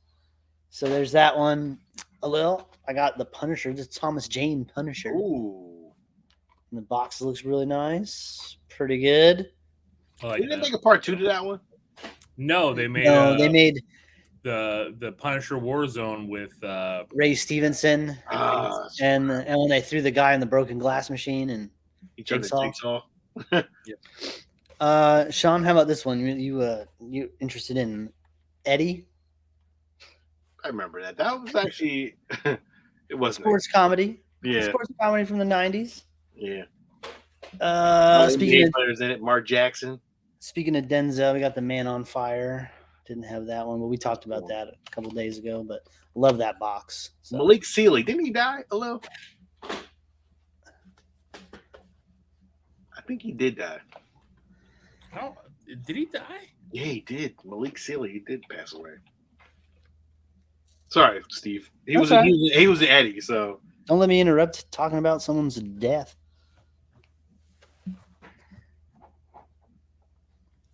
Martin, Sean's going to show up next week with just like a rare NES cartridge. I know. In a box, completely sealed. Like, I found Stadium Events. It's only worth $30,000. One of the rarest Nintendo games in the box, sealed with the Nintendo seal strip. Harrison Ford, Brad Pitt, The Devil's Own. It's a cool thriller. I don't think I've ever seen that movie. It's been a long time. I barely remember it, but I know it's like about like Brad Pitt. Yeah, I know it's about like Irish terrorists and stuff, but I can't. It's been so long since I've seen it. It's been a long time. Maybe I did see it. Yeah. Now, wow. And Brad Pitt's like a sleeper agent, kind of. I don't know. It's been a while. 1 hour photo with Robin Williams. It's a creepy movie. I got that one too, Steve. I had that one too. I like the box though. It's really. I do. The box is really great. I think I found that this week actually. Sean, I don't know. You probably you and a little bit. Tequila Sunrise. Yeah, I remember that. I don't like that it's the hits. I hate the hits. But again, this is that big box of shit. I'm just pulling some out at a time. So I mean, That's one that was in there. This one's kind of cool. House Arrest with Jamie Lee Curtis and Kevin Pollak. What I like about this box is like that's the cover and that's all right, but like the back is cool because it's like almost like a double cover. Like so, that's pretty cool. I think I have Death Wish 3, but this is Death Wish 4, and I just love all this old Charles Bronson crap. Like this is not a good movie. This is not a good Death Wish film. But like I still think the canon, cover's right? pretty cool. Yeah, That's it's Canon Films, right? Yeah, look at that big ass Canon Films logo right on the front. I love it. Steve, that's talking and on the side, the Canon logo on the side, like very, very, very cool. Love it. So and then you got the media right by the penis. Damn, Steve, you know what? I did get a bunch of movies this week. I didn't even tell you I got. That's right. Let me finish my last one, and then you can one up me in just 1 second. Yeah, exactly. I just got the most rarest VHS tape ever made. I don't want to, and I feel bad though. But no, it's a one-on-one. I'm just kidding, but I'm interested in what you got. But it's a purple tape. You got some shit in there that were fuck you picks. I know for sure. Yeah. So the last one I'm going to talk about today is another Harrison Ford joint. This one is Witness. I like the side box. It's just very plain, very, very easy. And then I like the cover too. The cover's really, really cool. It's like got really cool lighting. It almost looks like an early version of a Star Wars poster. Like the red and the blue. Yeah. I was gonna say, yeah. That's funny. Oh, that looks really cool. I like that. Yeah, it's like Harrison Ford in Witness. You know, it's a cool box. And this movie, again, it's the one where I still like going to witness protection in the Amish community or whatever. It's been a long time since I've seen this one too, but I remember liking it. So that is the last one for today. As we wait for Sean, did you see the size of the stack? Mm-hmm. Of course, he can't even hold it with one hand. It's like, oh, he's still pulling more off. He's like, oh, I forgot about these 85 tapes I bought. Yeah, it's like, Steve, if you didn't know, I'm up to 1,000 movies now on VHS in a quarter of the time. I'm up there pretty high. I do have a lot. He doesn't have nearly as many as me, but he's no. He's got more. He's got a larger number of good movies than I do. Yeah. I think it's some good ones. I see already, like Pitch Black. That's a fuck you pick. Yeah. I got House Party. Classic. Love that. Amazing. I love that cover. Love that fucking cover, right? A little House Party. I'm gonna play that. Jammy Jam now. Got Pitch Black. Yep, that's a fuck you pick. I fucking loved that movie when it came out. Yeah, really? Man, I love that movie. With Vin? It doesn't hold up. It doesn't hold up that well now, but like when that movie first came out, I fucking loved it. Yeah, so did I did too. I watched the shit out of that movie. I got The Recruit with Al Pacino and Colin Farrell. I think I got that somewhere. I think that's in that. I think you have it too, actually. I got. I don't know where I found. I just found he's not even going through the stack in his arms. I got Winnie the Pooh. That's cool. Yeah, it's really cool. Winnie the Pooh. It's not even a movie. It's just Winnie the Pooh and Tigger. I love this movie. When they released Winnie the Pooh, Blood and Honey, they should make the cover look like that. What Women Want. Like a children's movie. With Mel Gibson, I agree. I agree. That would be amazing. Wouldn't that be so good? I want the movie poster like that. Just that, but it's just the live action characters. Yeah. I got Clear and Present Danger sealed. Nice. Harrison Ford. Harrison Ford made some fucking great posters. He's got a great cover face. You know. I got Set It Off sealed. I used to like that movie too. With the MGM logo, Paramount logo on the bottom. With Warner Brothers. There's a very long Jada Pinkett sex scene in that movie. That's Queen Latifah, right? Not with Queen Latifah. No, I said it's Queen Latifah's in that movie too, right? You got this one. I got Turbulence. Yeah, that's a great box, isn't it? Like it it's is so a great box. I don't remember the movie that much, but it was a great box. It's Ray Liotta. He started some shit on a plane. I got The Sixth Day. R.I.P. Ray Liotta. Yep, that's a. You know what? I like The Sixth Day. I don't care what anybody says. It's a cheesy shit fest, but I like it. Cloning. I mean, and action. It wasn't. I got Star Trek. I don't even have this one, Steve. The Undiscovered Country. I got that. You got that one? I don't have that. I didn't have that one. I thought I had it, but I guess I didn't. The only ones I don't have are the ones that Alul has. Strange Days. That's Angela not Bassett. That's a terrible film. Rafe Fiennes. The Glass House. I got that. I don't know what it is. Yeah, I don't remember watching it. It's Steve. This Lee is Sobieski, who was in every movie. This is an interesting one, Steve. Antoine Fisher with Denzel Washington, but look at the tape. It's blue. It's blue, and it's yeah. It's not Monsters Inc. Yeah. I wonder, is that movie's got something to do with the Navy, but like that ain't even navy blue. I know, right? It's weird. That was interesting. That was an interesting one. All right. Whatever. That's cool. Got White Chicks. That's funny. Why? Yeah, I don't ever need to see that again, but neither do I. I never need to see it again, but you know what? I grabbed it anyway, just to have it. Put that. You need to have a category of movies. It's movies that will never be made today. I agree. And White Chicks goes in that category. Mystery Men. Thank you. Huh? I said I have a fancy drink. Oh, thank you. Steve, you got this one right, Mystery Men. Thank you.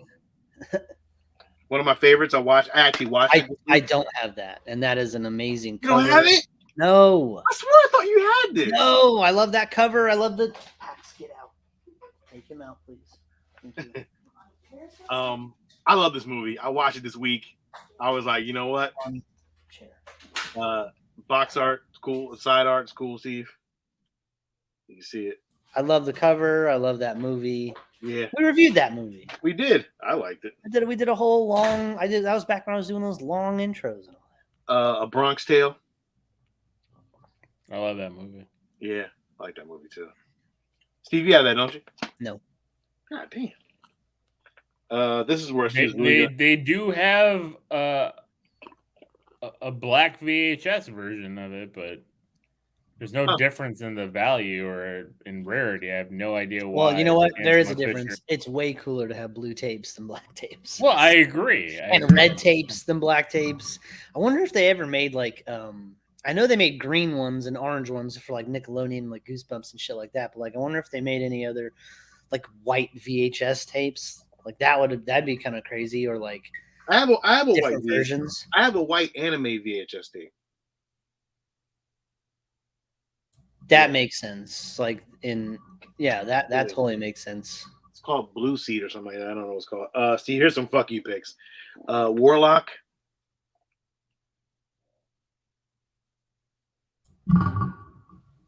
Okay. Just want to make sure I got that fuck you for me. The Mutilator. That's not really a fuck you pick. I've never even heard this one before. That's cool though. I would have bought it. Yeah. It's a horror movie. It's, guys killing people. Fuck you. Here's a fuck you one. American Psycho. That is a fuck you pick. What a great cover that is. That's a great cover. I kind of like that movie's doesn't really age well either, but like it's still a classic. I love that movie. Bones with Snoop Dogg. That movie sucks, but the cover is really cool. Yeah.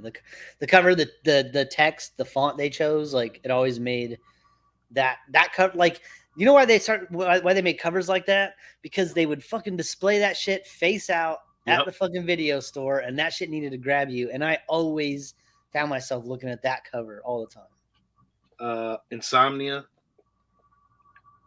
Nice. I like that movie. Is that Christopher Nolan? Al Pacino. I don't know if it's Christopher Nolan. It may be. I don't think so. I think so. Is it? Come on, it says directed by right there on the back. Yeah, I can't see shit though. The text is so goddamn small. I can't see it. Hold on. Now I got to know now. Actually, just look it up. I'll just look it up. Yeah. No, I didn't say Christopher Nolan on it though. George Clooney. It's produced by George Clooney, Steven Soderbergh. No. Yep. Directed by Christopher Nolan. God damn. I was like, I'm not crazy. I fucking know he did that. Yep. Directed by Christopher Nolan. Mortal Sins. I don't know what that is. with Christopher Reeve. This should be on HBO. Oh man, Definitely be on HBO. You know what else you need to get? What was that? What was that other Christopher Reeve scary movie he did with the kids? Village of the Damned. Village of the Damned. That was it. With the little white-haired kids. Yeah. With Kirstie Alley, remember? Donnie Darko. Oh, that's a fuck you pick. That's a fuck you pick for sure. I thought you had that. Nope. The Prophecy with Christopher Walken. I've never seen that all the way through. Is that awesome? It was all right. No. It was all right. I remember seeing a trailer once and being like, that looks great. The Hitcher, C. Thomas Howell. Although I know you remember this. This was on HBO every Rutger Hauer week. Is that I love that movie. Yeah. Yep. C. Thomas Howell, Rutger Hauer, Jennifer Jason Leigh, Jeffrey Dumont as Captain Estridge, whatever the fuck that is. And then the final one is a Warner Brothers hits, Salem's Lot. Even though it has the Warner Brothers hits logo on the top, which sucks, that is still wrapped in some sort of Walmart plastic, so that's a really good condition. Yeah. Is it open on the bottom or is that sealed all the way? It's open on the bottom. Okay. But that cover is great though. That's a great cover, right? The cover's really good. Like I love that image. Like that's cool. The cool. Text. I like that they kept that terrible movie. Oh, it's not a good movie at all. But the text on the side, like I like that. Yeah. I like when they take care to make the sides look good so you can display them. Those are my horror pickups this week. Those were my VHS pickups this week, actually. They're all at Goodwill. Dude, I have Goodwill. At Goodwill stores, they don't have VHS tapes here. I don't know what the fucking deal is, but they just don't have them. Well, I go to two different ones. One in Maryland, and then I go to the Goodwill outlet where everything is just a goddamn mess. But man, they dump shit like crazy, Steve. Like people. Steve, do you have Ninja Turtles 2 on VHS? I do. I don't have part 3 yet. I still. Is the tape green? No, mine's not mine. You know, I never even checked. See, make me check now. No, mine's is there a green tape though? Mine's. The sticker's green. That's the only. No, I'm looking at unless somebody made their own. I'm looking at one that's. No, mine's are all green. Black, and I got 2 of them. And they're black. This is the weirdest thing. Like the box, my box is in like almost perfect condition, right? Yours is in great condition. Mine's is shit. But like even the tape, like look at the tape, like it's pristine. But then for some reason, in this awesome box, there's a fucking notch cut right out of. Just like Steve, look at mine, like perfectly cut. It's like look at this one. Holy shit! That one's like shit. This one's a little bit better in condition, but there is a green tape. It's a green label. Sticker. Yeah, that's it. I do have to thank Aaron, who I think I don't know if he still does a wrestling podcast, but he stopped by and gave me some movies too. So I want to say thank you very much, Aaron, listener, Aaron Lloyd. That's what I'm talking about. That's what we were talking about. What? Stop by and just drop off tapes for Sean. Just here you go. No, that's. Well, I paid him for it. Damn. No, that's awesome. I appreciate There's this movie called 321 Penguins, and it's a green tape. I'm just trying to find like different tape colors. I'm very, very curious on this now. Oh, Steve, shit. How many different variant tape covers were made? Steve, I also got something else too. Hold up. Did you find another stack? Another? I did. I'm sorry, I did find another stack. I did. I'm just stretching mine out so I don't have to go looking for anything right now. Yeah, I don't care anymore. It was plus I don't know a little how your week was, but it was like as far as the weather went, but it was so fucking hot here. It was so hot and thunder and lightning storms all week. It was 119 degrees. I think with the humidity we had like 110. Steve got I got the Italian Job. Oh, that's nice. Yeah. Really nice. I actually like that movie. Actually, really I like the yellow side box. Yeah, so do I. It's a blockbuster preview, pre-viewed. End of Days. Yep, got that one. That movie sucks. Yeah, I know. Terrible movie. But it's a cool box. Cool Pretty Woman though. I like this box. I have that, but it's not a very good box. But Love it's the a classic box. cover. Yeah, Julia Roberts. It looks really good. Yeah, she does. She's got a little bump too. Daylight. See, I don't know if you got that.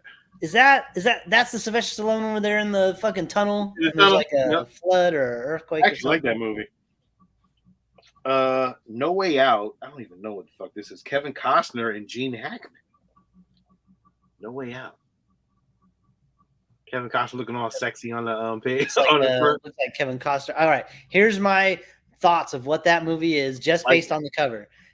That lady is Gene Hackman's lady, and Kevin Costner is giving her the business. Yes. Is it crime of passion or an act of treason? I knew it. I didn't even read Way that. I haven't seen that movie, but that sounds exactly like what it is. Dirty Work with the great Norm Macdonald. I love that movie. God, Yeah. Norm Macdonald was so good in that. Remember when they were hiding the fishes in that guy's Oh, house? loved it. Harry Potter and the Chambers of Secrets. Yeah. Steve is not here. One of my favorite movies, School of Rock. School of Rock's awesome. Jet Black. Love it. Well, the problem with the VHS and the Harry Potters, like I would get them if they all came out. They didn't. They didn't. So like you can never complete that set. So it's like well, same with Star Wars, right?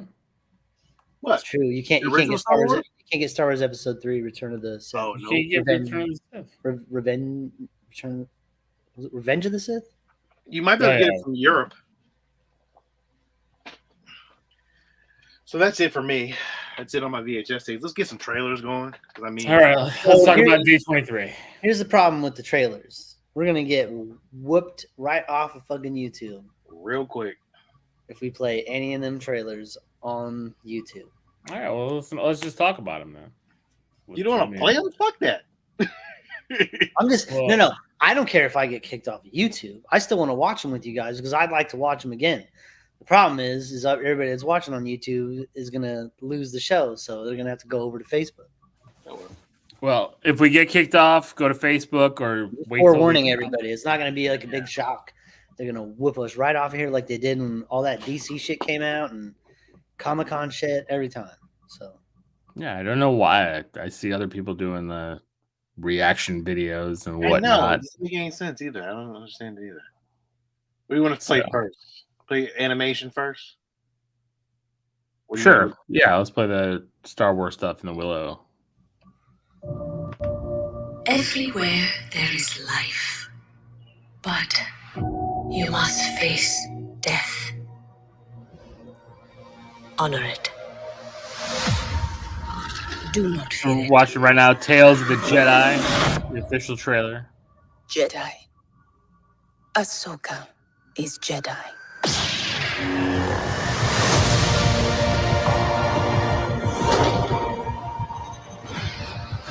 The best way I can protect you is to teach you how to protect yourself. Master Dooku. I want to bring peace and order to the galaxy. Master, stop! It is the only way you will truly have victory, my Padawan. Again. Again.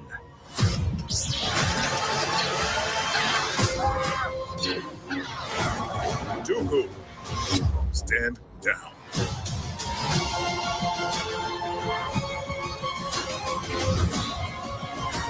I'm tired of fighting. I've been warning them about the coming darkness. Let's hope all that training pays off.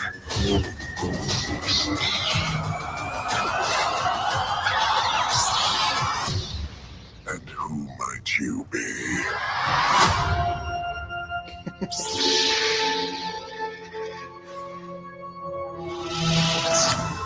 I mean, it says original shorts, so like, what does that mean? Does that mean that to me, like when it says shorts, I'm thinking few minute episodes, right? This seems like 6 long stories that are gonna intertwine. You're on mute, Sean. I mean, I think they're all based off of Ahsoka, and it seems like that's. Are they all based on Ahsoka? We get a lot of Dooku. I don't know. It's Dooku in here. Yeah, maybe. And I like that the Dooku one was like the original, like animated style, like all weird, kind of like all of it's the original animated style, like the cartoon stuff. Right, I mean, but like the animation between like Ahsoka and like the Dooku stuff looks different. Like the Ahsoka stuff looks more polished and all that. The other one almost looks like the hand-drawn animated just Clone Wars that Tartakovsky did like back in the day. And remember they did that one animated movie, the Clone Wars animated movie. That animation is different than like Clone Wars, the show. Well, this is what happened though. The artwork got better, and the CG got better as time went on. So maybe they went back with colors, maybe, but I think it's all the same though, Steve. To be honest, I don't know. It looked. There was definitely like some differences that to me, but like I actually like that. I'm interested in the Dooku story, and they showed a bunch of weird fucking people in that shit. Like they showed Yaddle. Remember Yaddle from fucking episode 1? Yeah, he was in there fucking throwing down. Like what the fuck? Like you're gonna make that canon all of a sudden? Okay, why not? Like so now is Grogu the love child of Yaddle and Yoda? He ships young Grogu off. Oh man, there's no way that's what that story's gonna be, Steve. But yes, that would be hilarious. Could you imagine? This is whole short where they're getting busy. They did play a new Andor. Did you want to watch that or no? Sure. Yeah. Let's take a look at the new. Who was that Sith though that was in with Ahsoka? Steve, I don't know. Saboteurs. Assassins. We've all done terrible things on behalf of the rebellion. Cassian Andor. Don't matter what you tell me or tell yourself. You'll ultimately die fighting these bastards. Wouldn't you rather give it all at once to something real? We've chosen a side. We're fighting against the dark. There is an organized rebel effort. Drill down and get a hunt started. You realize what you set in motion? People will suffer. Time has come to force our hand. At what cost? Everything! Every day we wait, they get stronger. We're only 2 weeks away from this. For the greater good. Call it what you will. Let's call it war. People are standing up. They're afraid. Right now, they're afraid. Let's go! Star Wars Andor. 3-episode premiere. Streaming September 21st. 3 episodes on the 21st. Oh my man, God. They still got the Inner World guy still got work. Look at that. I thought they were done with him already. They're like, everyone can read. It's fine. I'm cool with that. Andor looks great. Pretty good. Yeah. I know when they first announced it, I think we were all like, why? And now we're all like, oh yeah, now I'm all this might be the best.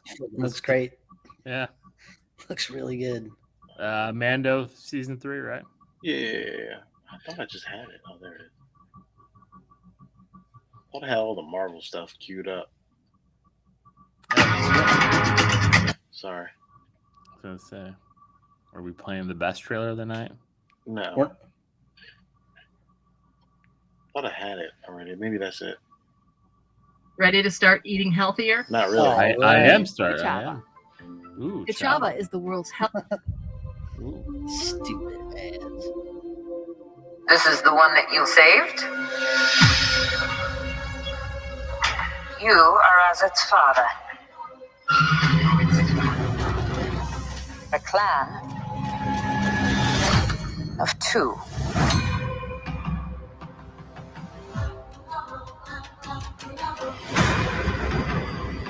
But you have removed your helmet. Then you are a Mandalorian. No more.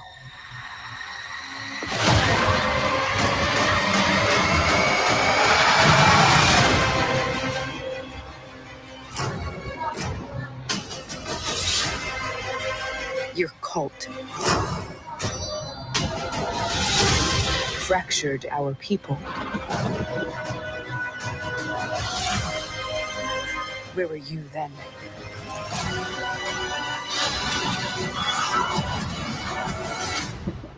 Did you think your dad was the only Mandalorian?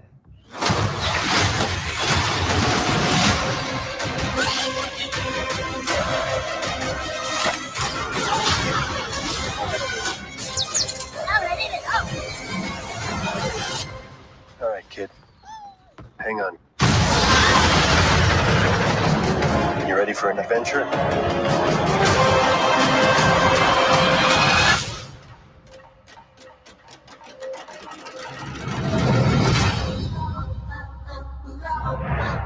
I love the music.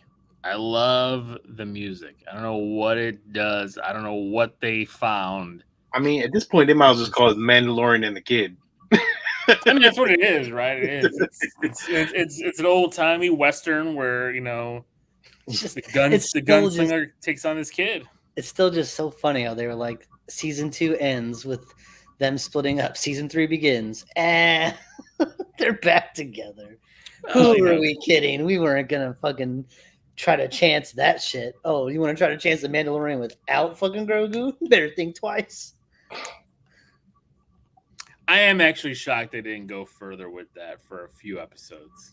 You know what I mean? Like they brought that in with Boba Fett. It's. I mean, that was the best part of fucking Boba Fett, to be honest.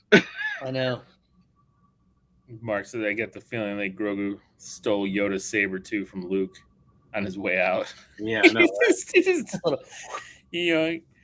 mean, he is a little thief, man. He's always stealing the little ball. I just need him to get a little older. Like, I need to get him, like, at least, I can wield a lightsaber kind of shit, not like in a carriage thing. Like, I'm tired of that at this point. I'm kind of like, So like, the baby aspect of it is getting to where you're like, come on, let's. But I mean, he's like 100 years old and he's only aged that much. Yeah, let's speed up his growth a little bit. Like, God, I don't know. The baby thing is cute, but it's starting to wear off on me a little bit. I'm kind of like, meh. I don't know, man. It's a moneymaker. I know it's definitely a moneymaker. Yeah, they can't stop. They can't stop with that cash cow, not yet. Yeah. Hello. What do we do? Let's do Willow. Yeah. We'll go down the Lucasfilm. Did you want to do Disenchanted? We can. It's up to Steve. Steve, are you gonna watch Disenchanted? I've never even seen Enchanted. Enchanted's really good. Oh, did they have really clever? They have a new Percy Jackson? They do have a new Percy Jackson series coming out on Disney Plus, and the trailer dropped today. Oh, you know what? Let's play that shit. I didn't even know they had that coming. Look, I didn't want to be a half-blood. Being a half-blood is dangerous. It's scary. Most of the time, it gets you killed. If you think you might be one of us, my advice is turn away while you still can. Believe whatever lie your mom or dad told you about your birth. Try to live a normal life. Because once you know what you are, you'll sense it too. And they'll come for you. Don't say I didn't warn you.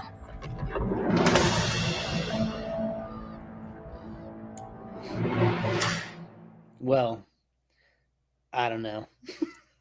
That was very Harry Potter-esque. I saw the movie when it came out. Did you like the movie, Steve? It was all right, I guess. I liked it. I remember there was a Lady Gaga song in it.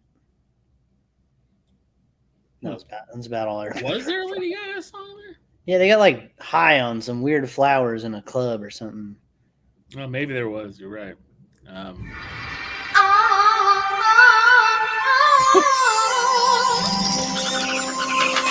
I know that change can be scary, but it can also be exciting. If I learned anything from meeting a princess on a billboard, is that sometimes you just have to take a leap. Let's start our new life. Pretty soon, this whole place will feel like home, you'll see. It's all part of the adventure. That's not an adventure, that's a landfill. A land filled with adventure. Nancy Edwards! Robert! Congratulations! Oh, it's what they call a fixer-upper. Yes, once your peasants have dug out a moat and added a turret and a balcony from which you can sing. I see it now. Okay. Melvina, Monroe, I would have sold you this house, but I deal in slightly more upscale homes. In Andalasia, the hardest part of life is finding your happily ever after. This world's very different. If this world is not to your liking, then you must change it. I wish.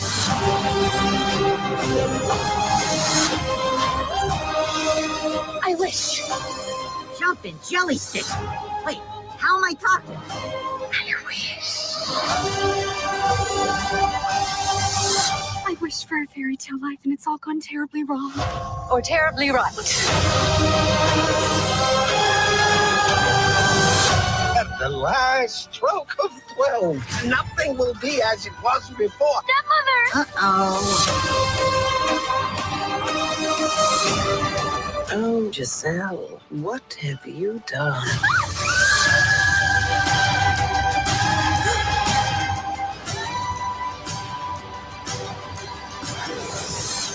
That's wicked. Wicked good.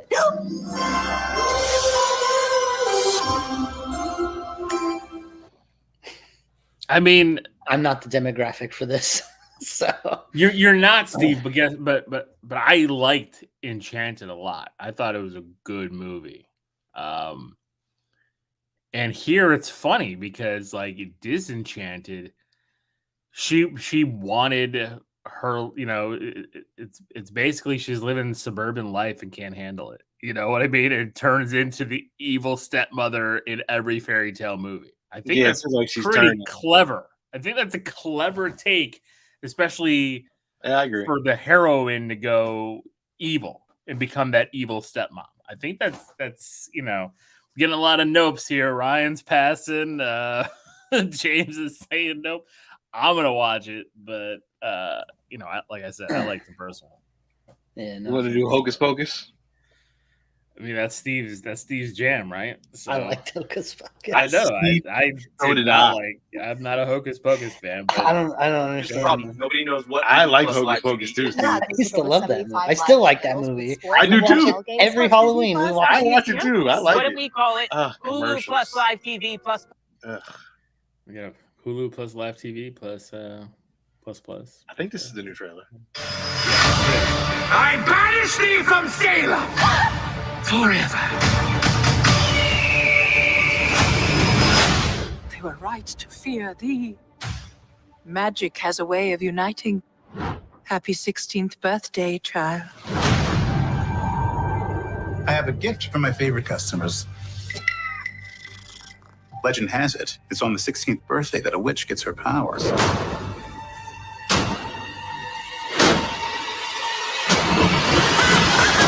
Lock up your children! Yes, Salem, we're back! Gilbert, where did you get that candle? We have to get out of here. The witches will be here any second. Ah! The book is alive. He woke up?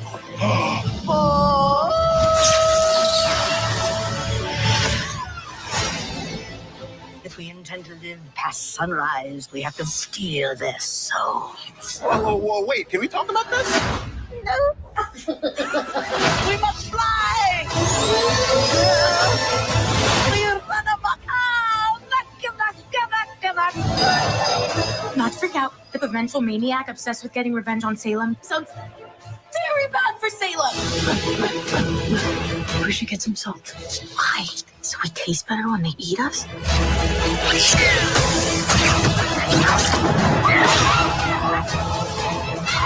Spread out.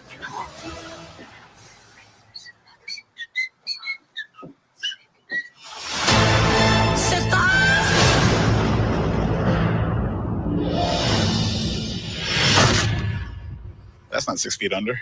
Stop! I am a good zombie.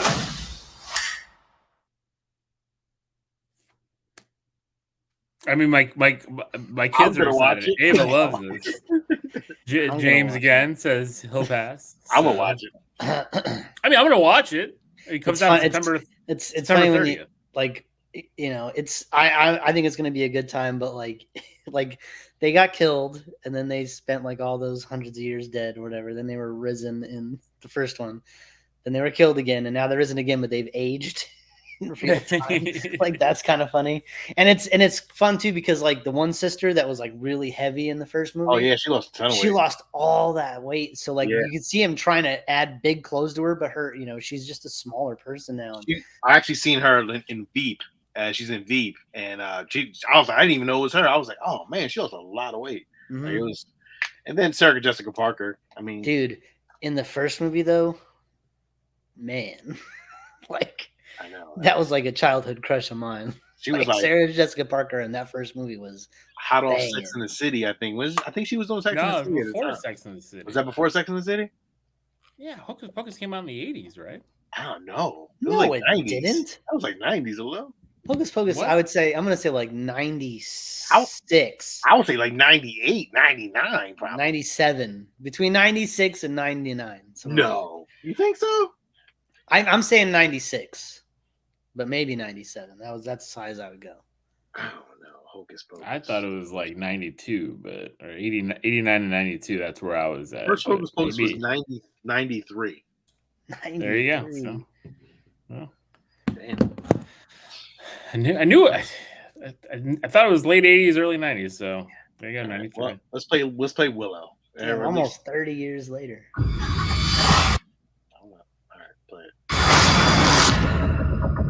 You think you know what is real and what isn't.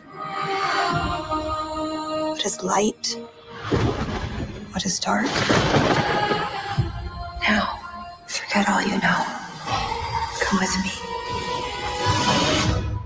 Willow. We're looking for the sorcerer Willow. I was told that once long ago you defeated the forces of evil. You remind me of your mother. My dear friend, I thought I could prevent all this. I was wrong. My brother was abducted. The world needs you again. It needs your magic. Follow me. We must go beyond the edge of our world, into the unknown. Willow! I need your help. Just like old times. Attack! Running! Horses! Mayhem! Mayhem! Happy to see it. Our true enemy is still out there, rallying the forces of evil, and the only thing standing in its path is us. I'm going to enjoy this. If you think you want to think, it's am I. I doubt that very much. Take him to my tent and make sure he's tied up. I don't know. See, that kind of sounds like we're on the same page. When I was a kid, I used to play at being a sorcerer, visiting strange worlds, fighting monsters. Run! Never thought I'd actually really do it. Is that Flash Thompson? Yeah. Trolls. I'm so miffed. We have to hurry. How will you defeat us? Same as last time. With my friends.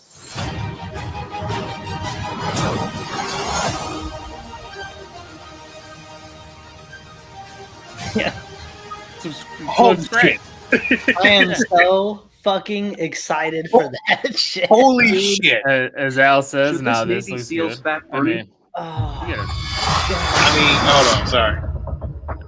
I mean, it looks amazing. It looks so well, and what we didn't see in the good. trailer, what they showed at D23 was how do you make an 80s property more 80s? Oh, Christian Slater is in the cast. Is he? I didn't know Yeah, that. Christian Slater's in this, and I'm like, okay, like let's go. Well, I don't think adding Christian Slater to this is gonna like change my excitedness for it. I mean, But- It does. it looks amazing to me. Like I'm just like it's even like every character looks like they're like, they have something like, and that's the awesome part about it. I'm like, oh man, Yeah. Willow has his cast of friends, and like they don't like everything is back. Like, all The right, brownies are back. Fuck, man. It does. Martin's right. That shit does look expensive. When they did that pan out shot of like the cloud moving in over the city, I was like, man. Yeah. Like they have found a way. Like they did Andor, they're doing the Mandalorian, and this, all three of those trailers, like you see like the landscape shots, the city skylines, stuff like that. You're like, holy shit, the things that they can just make. It's so crazy. It's phenomenal, man. That was probably like, to me, I think that was like the best trailer. Like, dude, that one was the one today that got me. Yeah, it got me. I got goosebumps and everything.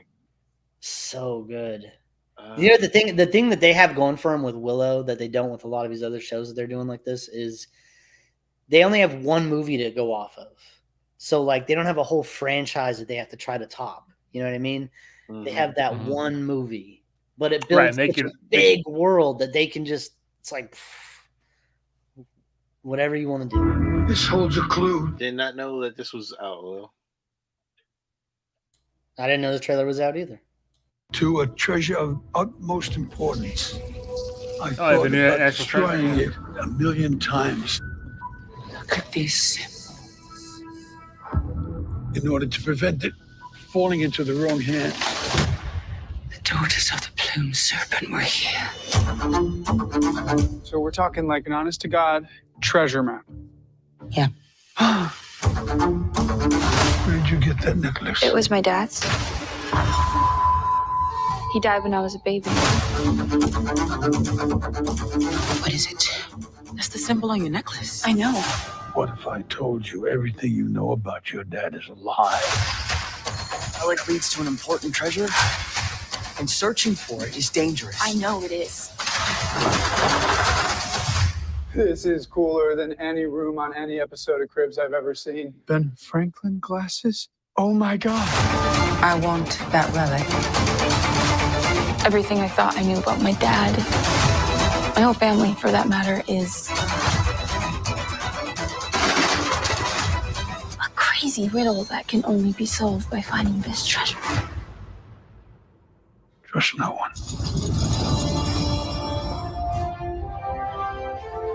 What's your clue? I would love to help out. Yeah, I don't know. No Nick Cage, I'm out. I'm not. I'm okay with that. I'll watch it. I mean, I'll watch it. He was the cop chasing Nick Cage, and I like that he knows it. You know, because remember he was he a Freemason? So yeah. Again, and who knows? Maybe they tie in Nick Cage into the second season or the second series or into another movie. We're doing Werewolf? Yes.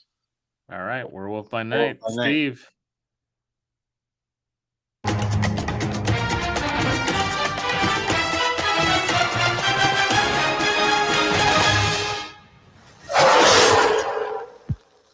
This Halloween, you can't escape the shock, the terror of Werewolf by Night. Tonight, it is every hunter for themselves. Good luck. I'll be rotting for you. But one of you is a monster, masquerading as one of our own. I can't wait to find out what breed of evil you are.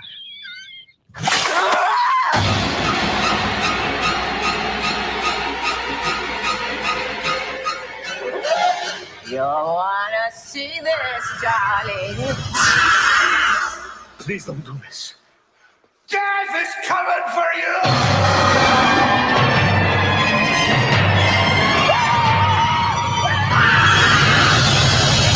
Werewolf by Night.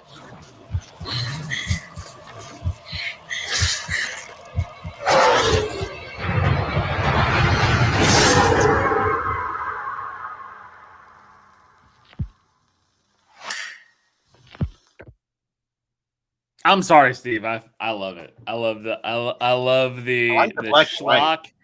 I love the black and white. I like the stylized stuff. The intro, the special feature kind of thing with the lights and everything. I hope that they use that as that doing was these cool. one-offs. I just want to tell y'all. Man thing is that in this. I told y'all that the girl from the Nevers is going to be in a fucking Marvel movie, and I knew she was going. Right there. I just knew she had that. I don't know who she is a little, but I think she may be a main character. She might. So the guy who was talking is Ulysses Bloodstone. So if you go into the old Marvel 70s horror, Bloodstone, I think it was Marvel. Isn't it Elsa Bloodstone? Something like that? Yeah. I think she might be Elsa Bloodstone. And they introduced another Bloodstone recently in the Death of Doctor Strange series. So there's going to be this whole lineage kind of thing that they're monster hunters. It's like a Van Helsing kind of family thing. So I kind of like the kind of odd premise because it reminded me of that movie we reviewed for 31 days, the Werewolf Among Us kind of thing. So it's like you get all these hunters in there. Somebody in there is one of you is, the monster. But we know that the monster is not really the bad guy. Everybody else is. So I'm curious. Again, we got that quick snapshot of Man Thing in here. They're going to be bringing in other elements. She is Elsa Bloodstone. She is Elsa Bloodstone. So, and her comic, her solo came out like in 2000, I think. She was introduced, I believe, as the daughter, maybe granddaughter of Ulysses Bloodstone. So, again, lineage of monster hunters.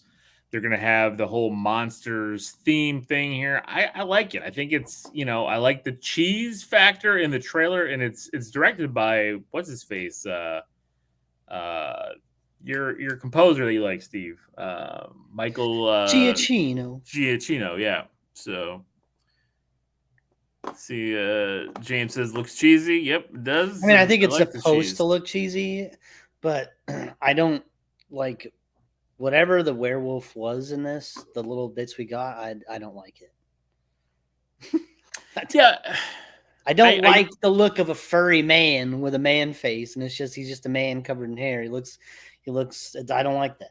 But maybe we didn't see the full transformation. Yeah, I don't think we've seen his full transformation. I think maybe I'm just saying from what I looked at, there was some cool shots of like those guard looking dudes that almost look like they're from like I thought they were from Loki, like the TVA or whatever. I was gonna say this looked kind of tying in with some TVA stuff, so I'm like curious. It looked like those guys, and like they were like getting like eviscerated and shit, and I was like, well, with kind of like burst into like smoke looking thing.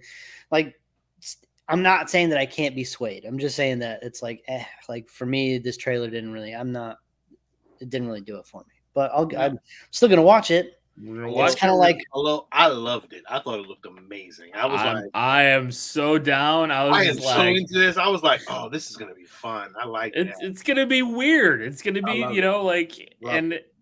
gotta, it's hopefully it will be, and it's just a one shot, right? It's not a. Yeah, it's a one shot. Yeah, they might build stuff off. So I mean, again, this is going to be like the same thing as the Guardians holiday special. They're going to put one of these same kind of title cards over it.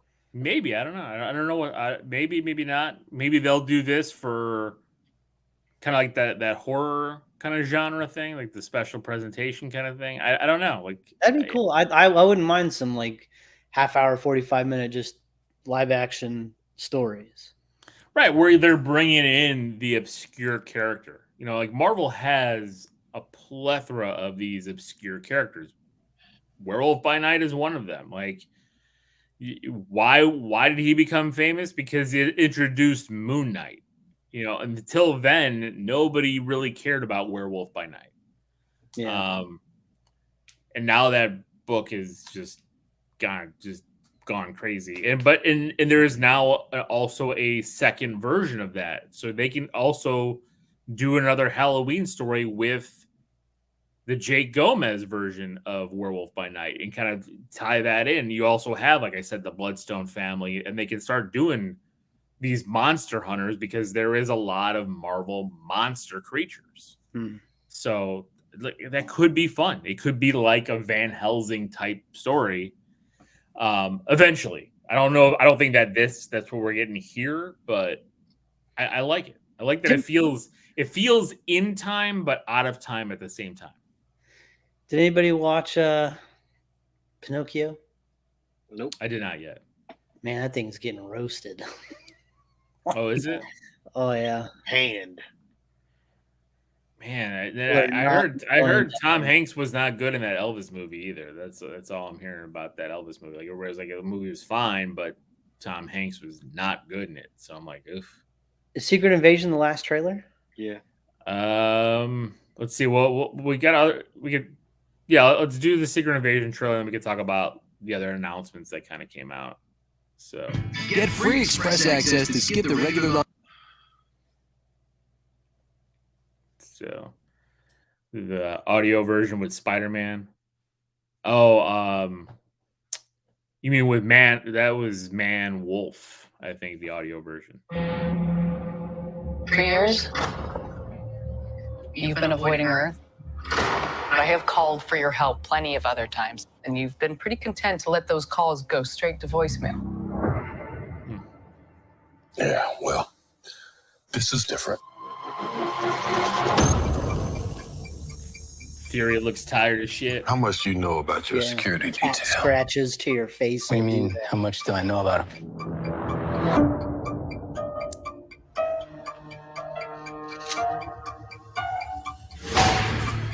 Fury, we gotta be very careful now.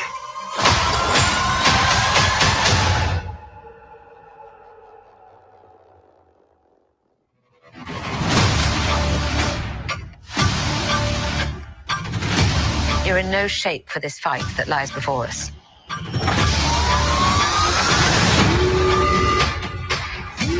This is just the beginning. This is my war alone.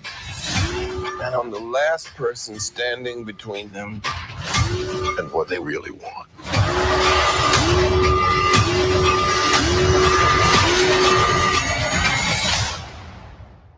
And what is that?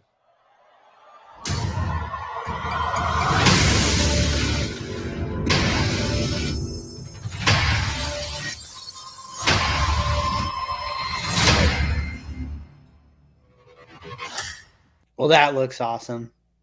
I'm all in for that. Also, like, of course, I'm all. This in. is Winter Soldier-esque. This is the espionage kind of thing, infiltration. No, this is what we want. This is what we want now. We want Skrulls to be bad guys. We want. We knew we were gonna get it. We want this. This is what we're looking for. But he's gonna need some help, though. He's gonna need some superhero help. So I don't know who's coming, but he's gonna need somebody. He may need to. That's the thing. You can't trust nobody. I mean, even Rhodey here, like, he talks to Rhodey. He's like, "Do you even know who you're?" Did you see Rhodey walking down those stairs like that? I'm like, "Is that?" I think Rhodey's a Skrull. Well, this leads into Armor Wars. It does lead into Armor Wars. This will lead into Armor Wars.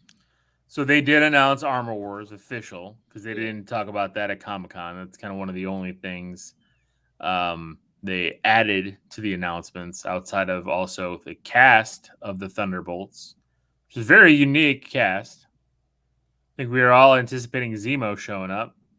I think Zemo still could show up. It's a very different cast, but then I was thinking about it more because, like, if you look at some of even the new Thunderbolts books, like, you know, Hawkeye's a Thunderbolt.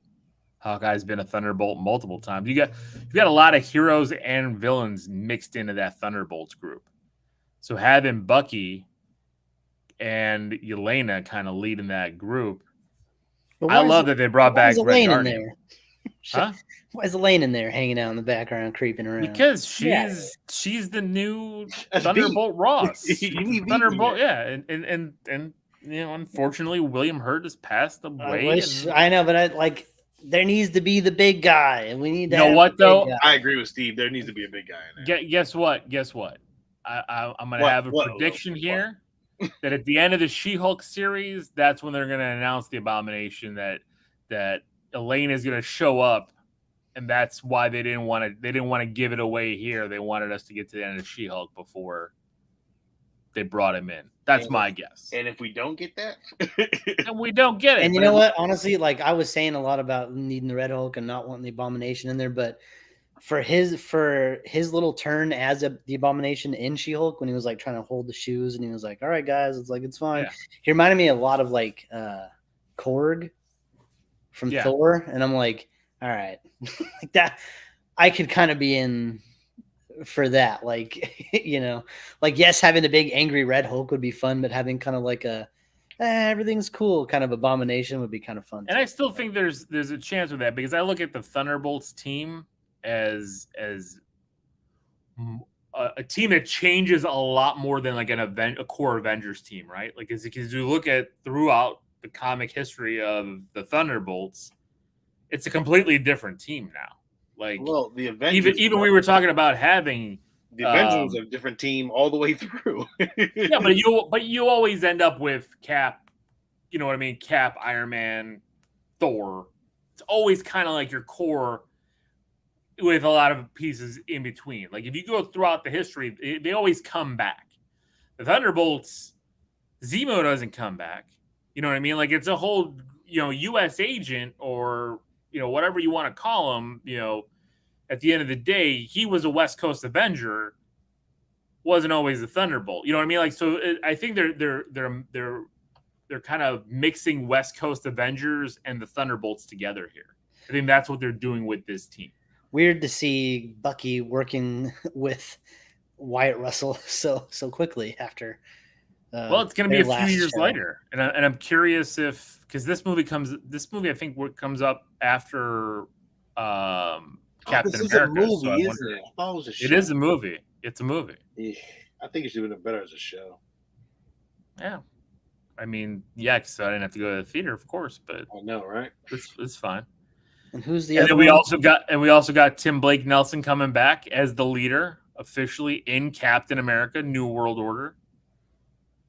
Oh, did we say Red Guardian for the Thunderbolts? I did. Well, I said Red Guardian. I said, Steve, are you happy Red Guardian's back? I mean, I'm happy Guardian's back. Thrilled. I wanted more Red Guardian. We got a criminally a small amount in Black Widow. And his face in that little screenshot poster, like him being so happy to be part of the team, like that. And then when David Harbour came out, like I was just like, this is awesome. I'm so happy to see this. Like, I wasn't expecting him. No wonder he got so skinny for Stranger Things. He's putting together his superhero body. he's got to get lean and mean. But I don't. Number one, I don't think this is the full roster. And two, we need to know who they're going up against, right? So I mean, they might go up against heroes, but then like Ghost or others. Yeah, I mean, but you're filling out the roster. They like the character, they like the thing. Just like having Taskmaster here. I know, but again, maybe that's a character they can fix. And that's possible. I'd like them to fix that. I mean, don't get me wrong. Taskmaster went like in the suit, doing all the stuff, like awesome.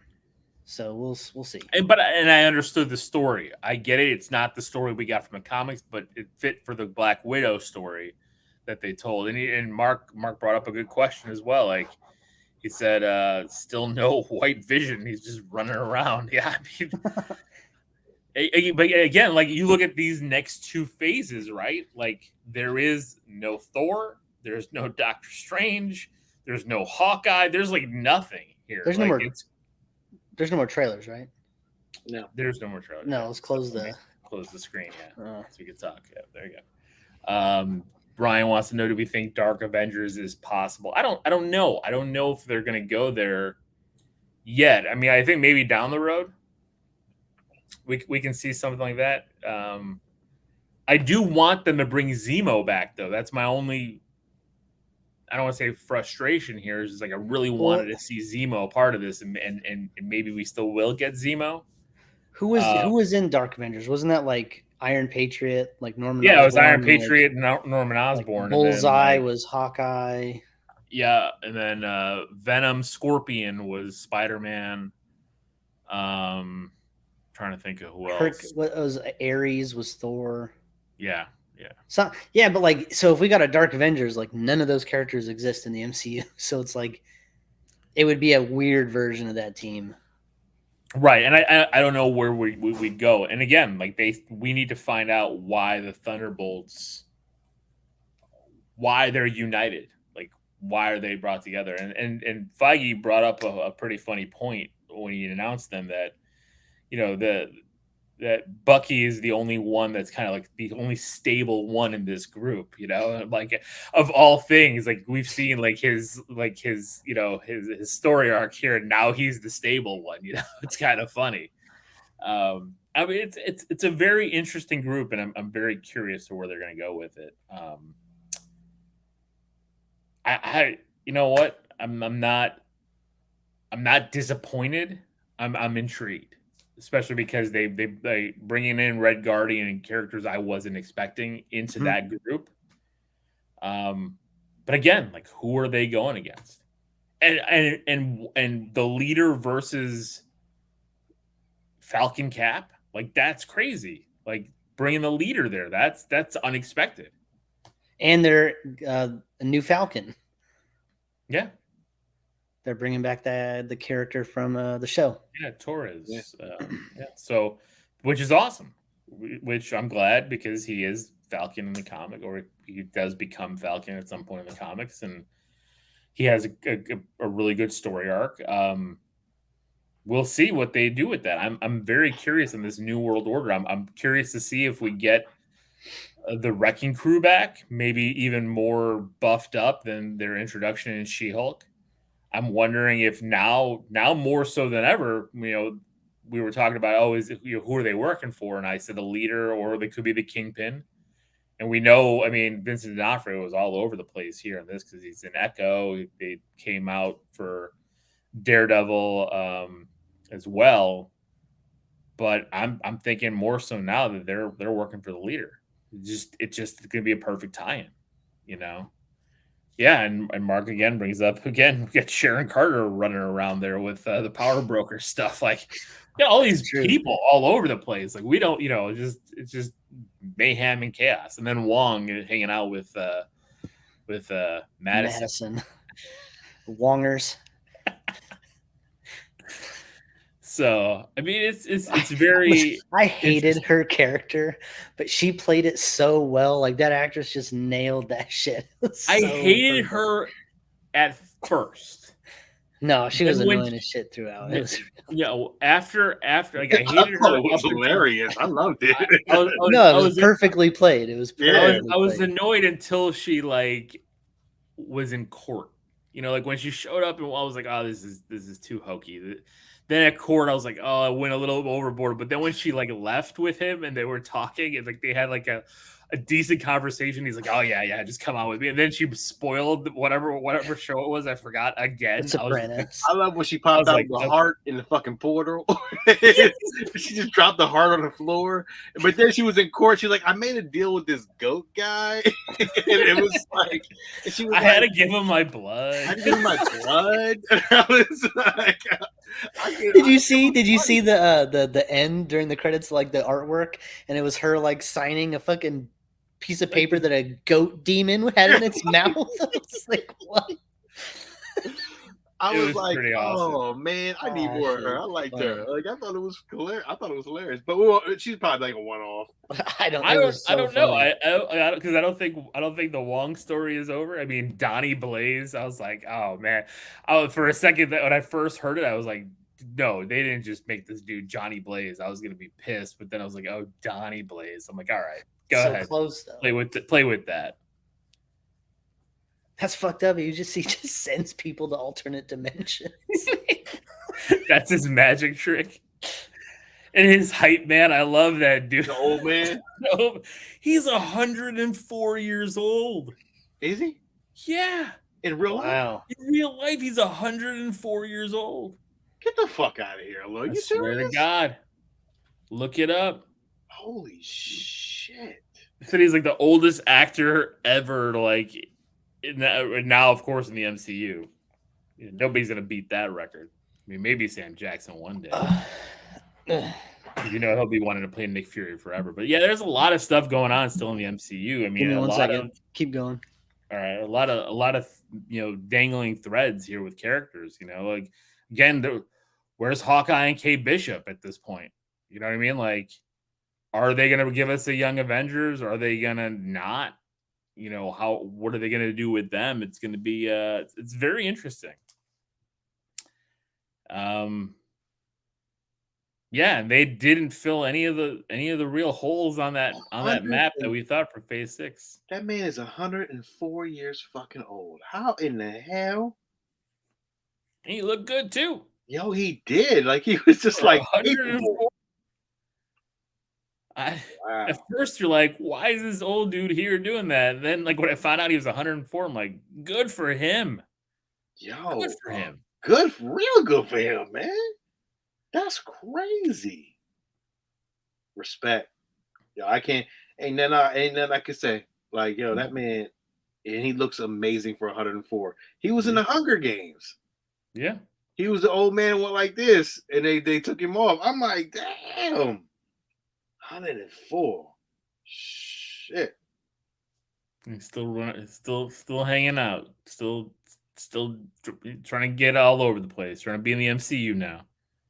But yeah, I mean, we got them. I mean, we know Wanda's not dead, so she'll end up showing up somewhere. Agatha's show is going to be doing something with magic, so there's all this stuff happening. There's so much stuff coming out, and there's still so much stuff to be unveiled. You know what I mean? Like, it's crazy. It's really crazy here. These next few years are going to be just chock full of superhero Marvel goodness, and I'm all for it. Can't wait. Can't wait to get through She-Hulk. We've got 5 more episodes of that to see some Daredevil action. Then I get some Werewolf by Night. Then we get some Wakanda Forever. It's gonna be a great couple months. Solid. I'm excited. And there's a lot of horror stuff coming out too, like movies and like in September and October. There's gonna be a lot of cool shit happening. Yeah, Halloween. I keep forgetting Halloween's coming out on Peacock in October. I'm like, straight to Peacock. I'm like, all right, thanks Peacock. I'll definitely be. We'll definitely be reviewing Halloween for 30 Halloween Kills for 31 days this year. Although I'm amazed this man is 104 years old, man. I told you. So fucking amazed by this. 1919. That man was born in 1919. Born during the Great Depression. Yo, that's fucking crazy. So everybody complaining about anything right now is like, nothing. He ain't got shit to say. Shut the fuck up. And guess what? And he's in She-Hulk. You know what? At 104. Respect him, right? Respect the just what he's doing. And they say he's like, and I was just reading the article, he's like spry as shit. Like he's just like telling stories of shit, and the guy that he was working with, Johnny Blaze, just listening to everything he had. Like I would too at 104. I'm amazed by that kind of shit. Yeah. Nez wants to know if we watched the new film Barbarian yet. No. It's not It's not. I don't think it's streaming anywhere. I think it's only in theaters. I haven't seen it. I've heard it's really good though. He's older than Queen Elizabeth. Yep. Well, and he's still going. Too soon. I don't know. Yeah. That's not my London thing. We ain't. Yeah, Lil said not my queen. Yes, I was gonna say not my queen. Oh, that's funny. I don't like I said. I mean, you brought up Set It Off. That's my only queen, Latifah. I agree with Lil on that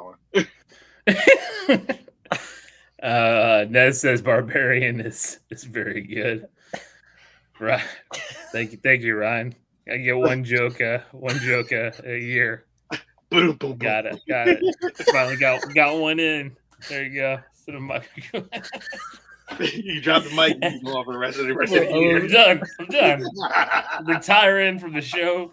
Thank you all. It was a good run. Took me 400 plus episodes. That's what's gonna happen. A good joke. He's gonna have this one incredible joke. We're both gonna die laughing. He's gonna end this shit right then and there. I'm done. He's like, that's it. It's not getting any better. Mic drop. Wow. Done. There you go. That's funny. Or I'm gonna milk it. I'm just gonna start wearing Queen Latifah shirts and shit. Start saying the same joke every week. show. He's not my king. All right, so I guess that's it. I mean, I know a lot of people were disappointed. I was though. I was a little upset. Like they didn't.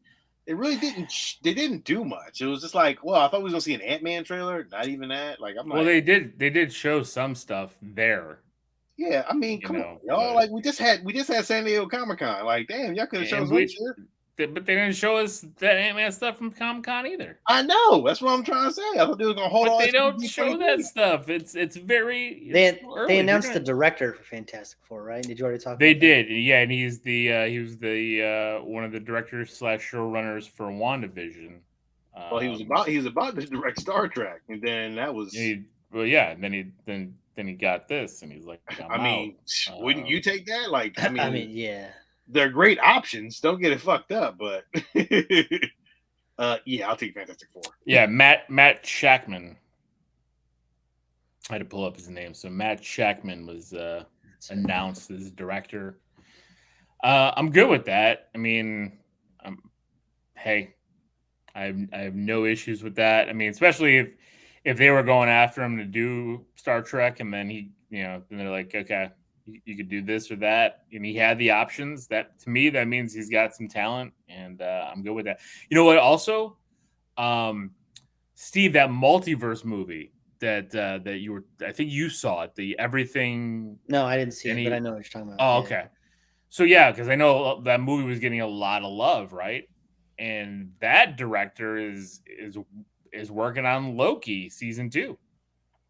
So it's like you get this dude who like basically made an amazing multiverse movie, and now you're gonna have him step in and work on Loki too. I'm like that's awesome.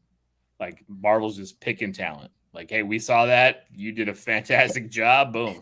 That, and then meanwhile, that one cat they wanted to take over for DC was like, I'm good. Yeah, he was like, I'm good. They released a statement that was like he denied the offer. I was like, oh god. Whew. Must be rough over there, man.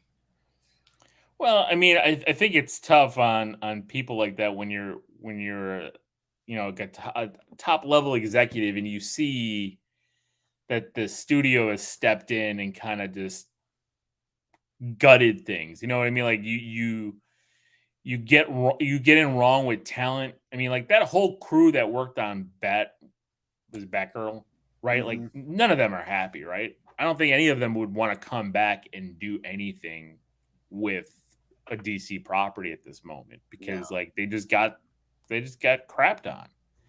And like, how do you step into that and try to fix that? How do you try to get other talented people to work with you when they see what you've done in the industry? It's tough.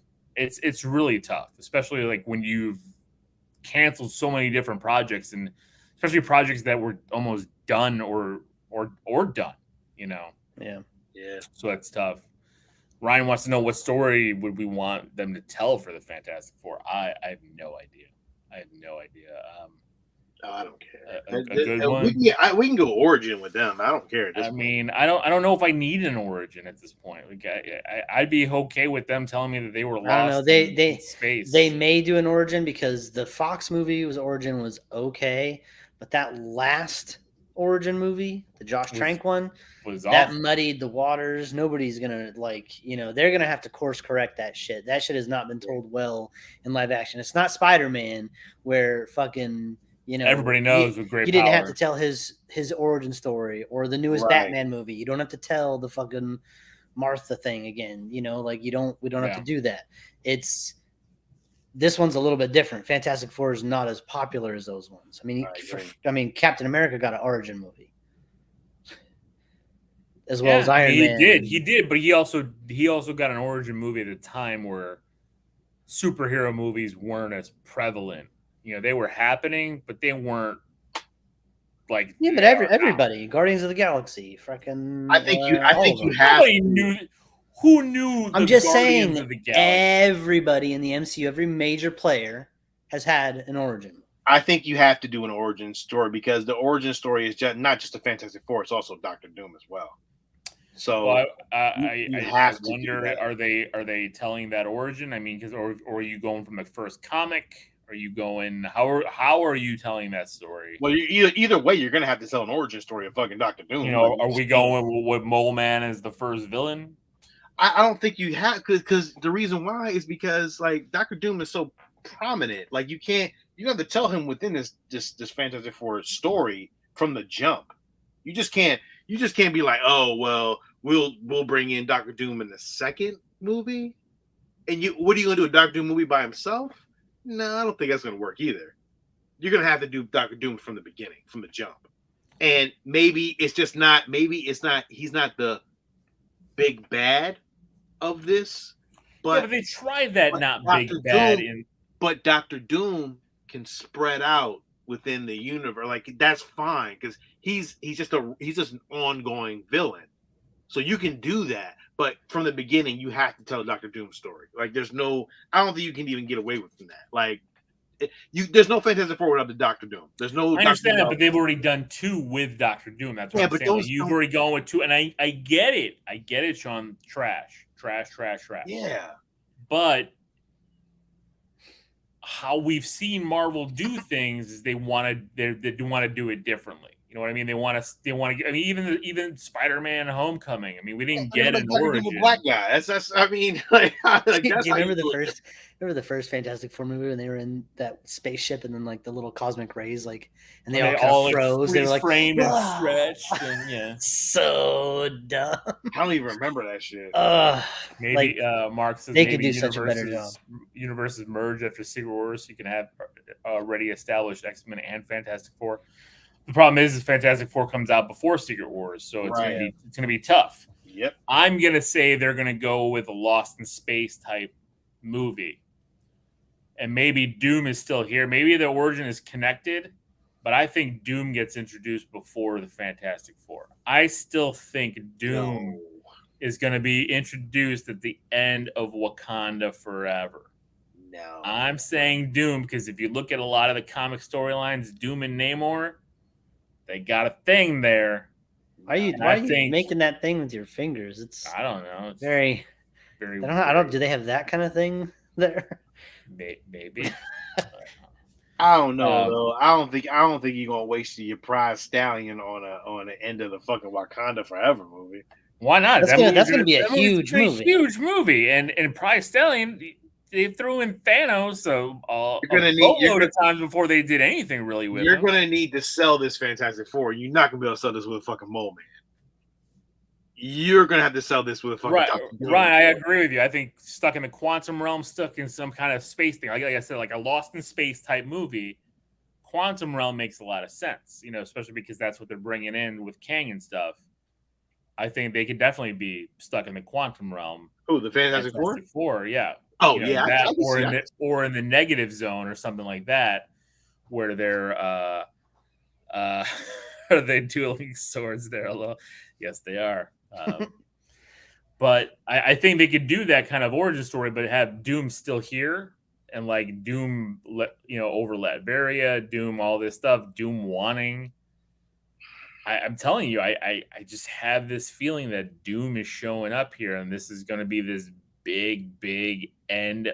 Again, we're not gonna get an actor. We might not get a voice. We might just get the back of a dude in a green cape. We might get some kind of weird helmet just sitting off to the side. It might not be anybody there. It just might be Doom's helmet. Just in the think I'm telling you. All right. And when it happens, you're gonna be like, oh, I mean, not like, oh, no, you called it, but I don't think it's gonna happen. Why? I just if you're waiting this long on the fan, we're not gonna finish the Four movie till what, 2023 or 2024? 2024. 2024. This is why there's no casting announcements. Why? They're gonna save it for next year's Comic Con. They're gonna start filming that movie until right after next year's Comic Con. Right, exactly. So you're not gonna put out Doom yet without really putting out the Fantastic. You're gonna put all but them if out. Fantastic Four's origins told in a flashback, they will all be on that stage together, and they will say, "Yo, this is this Doctor Doom." I'm telling you, you're not gonna. I don't see Marvel I'm doing telling you, Ryan, I agree. I think they need to set up Doom earlier before anybody else, especially if they're going Secret War style with God Emperor Doom. I think that's where you go. Doom played a big role in the 84 Secret Wars. Secret Wars is after, is 2015 before Secret Wars or after? Secret Wars is the last movie of the, so it's Fantastic Four is that for last in phase, was it 6? And first in phase 6 and Secret Wars is last, because Secret Wars Dynasty. Fantastic Four, King Dynasty, Secret Wars. Wait, Fantastic Four, King Dynasty, Secret War. Okay, yeah. So you can still establish a Doctor Doom and Latveria here in Wakanda. Makes sense. There's been a lot of Doom friction with that group. You see that happening. It's happened in the comics. Is there anything? Again, you could do a Thanos type teaser. You're not opening. They didn't cast. Why, Sean? Come on, man! Like, Doom could already have been a player. No, Big Berg, the leaked photo of Henry Cavill being Doom is not real. That is not official. That's just like everything else they said. Although that would be fucking great, though. That would be great, though. If he was Doom, God, Henry Cavill as Dr. Doom. Like, look, I'd be upset, like that he wouldn't be Superman anymore. But like, Henry Cavill's a dope fucking actor. Like, and he's like really like he's great on The Witcher. He was fantastic in that. What was that Mission Impossible movie? I think he'd be great, just great as Captain Britain. God, because could you imagine like he's Dr. Doom and he's covering his face. He takes it off because disfigured face. He's got a little fucking scratch on his cheek. Like, oh, that'd be. That's it. That's all. He's so vain. That would be so perfect. It's just Henry Cavill. That's what I'm saying. Like, they don't need to announce who Doom is until next year's Comic-Con. All they need to do is set up to show one little teaser. Just like with Thanos. Thanos' turn. It's not to say, if you watch that Avengers end credits, it's not Josh Brolin's face. Yeah, and Doom is a helmet. I can't agree with you. You could literally just show like a metal boot and like a little green cloak kind of the corner of it. And that's it. And that's it. And everyone would lose. And the world explodes. Fucking shit. You have too many. See, I can't see it. I can't. Sean, if you saw that, your mind would explode too. You just be like, I'm looking at the slate and I'm just like, they got a lot. They got 5 movies before Avengers Dynasty. I mean, before Kang Dynasty and Secret Wars. Five slots. You got 7 slots. There's TV shows mixed in there. So. Yeah, I think we know there's going to be a Wonder Man show that's already been. They didn't talk about it, but we know Wonder Man's on the slate. Yeah. To introduce Armor Wars. Armor Wars is on that. That's not been picked, but we know Armor Wars is coming after Secret Invasion, so that's 2 right there out of those 7. Yeah, there's no. I don't think Phase 5. There's no Doom. I don't see any of that. I think it's just going to be a tease. Mm-hmm. Again, they teased Thanos and Avengers. Then we didn't get Thanos until a very small part in Guardians, and then we didn't get him until that again another. Now, although I agree. I agree. I think Doom will be in Secret Wars. I think that's Kang Dynasty? No, not really. Right. I don't think so. I think Kang gets his big lead up. But I think they pepper Doom. Will the Avengers even lose in Kang Dynasty? And then Secret Wars? Yes. After that? I think they lose. Or they win. I think they lose, and that's why Secret Wars happens. Or they win, and that's why Secret Wars happens. Either way. I don't know. We got a battle world. Doom's too early for me. I think Doom is Fantastic Four all the way. That's just me.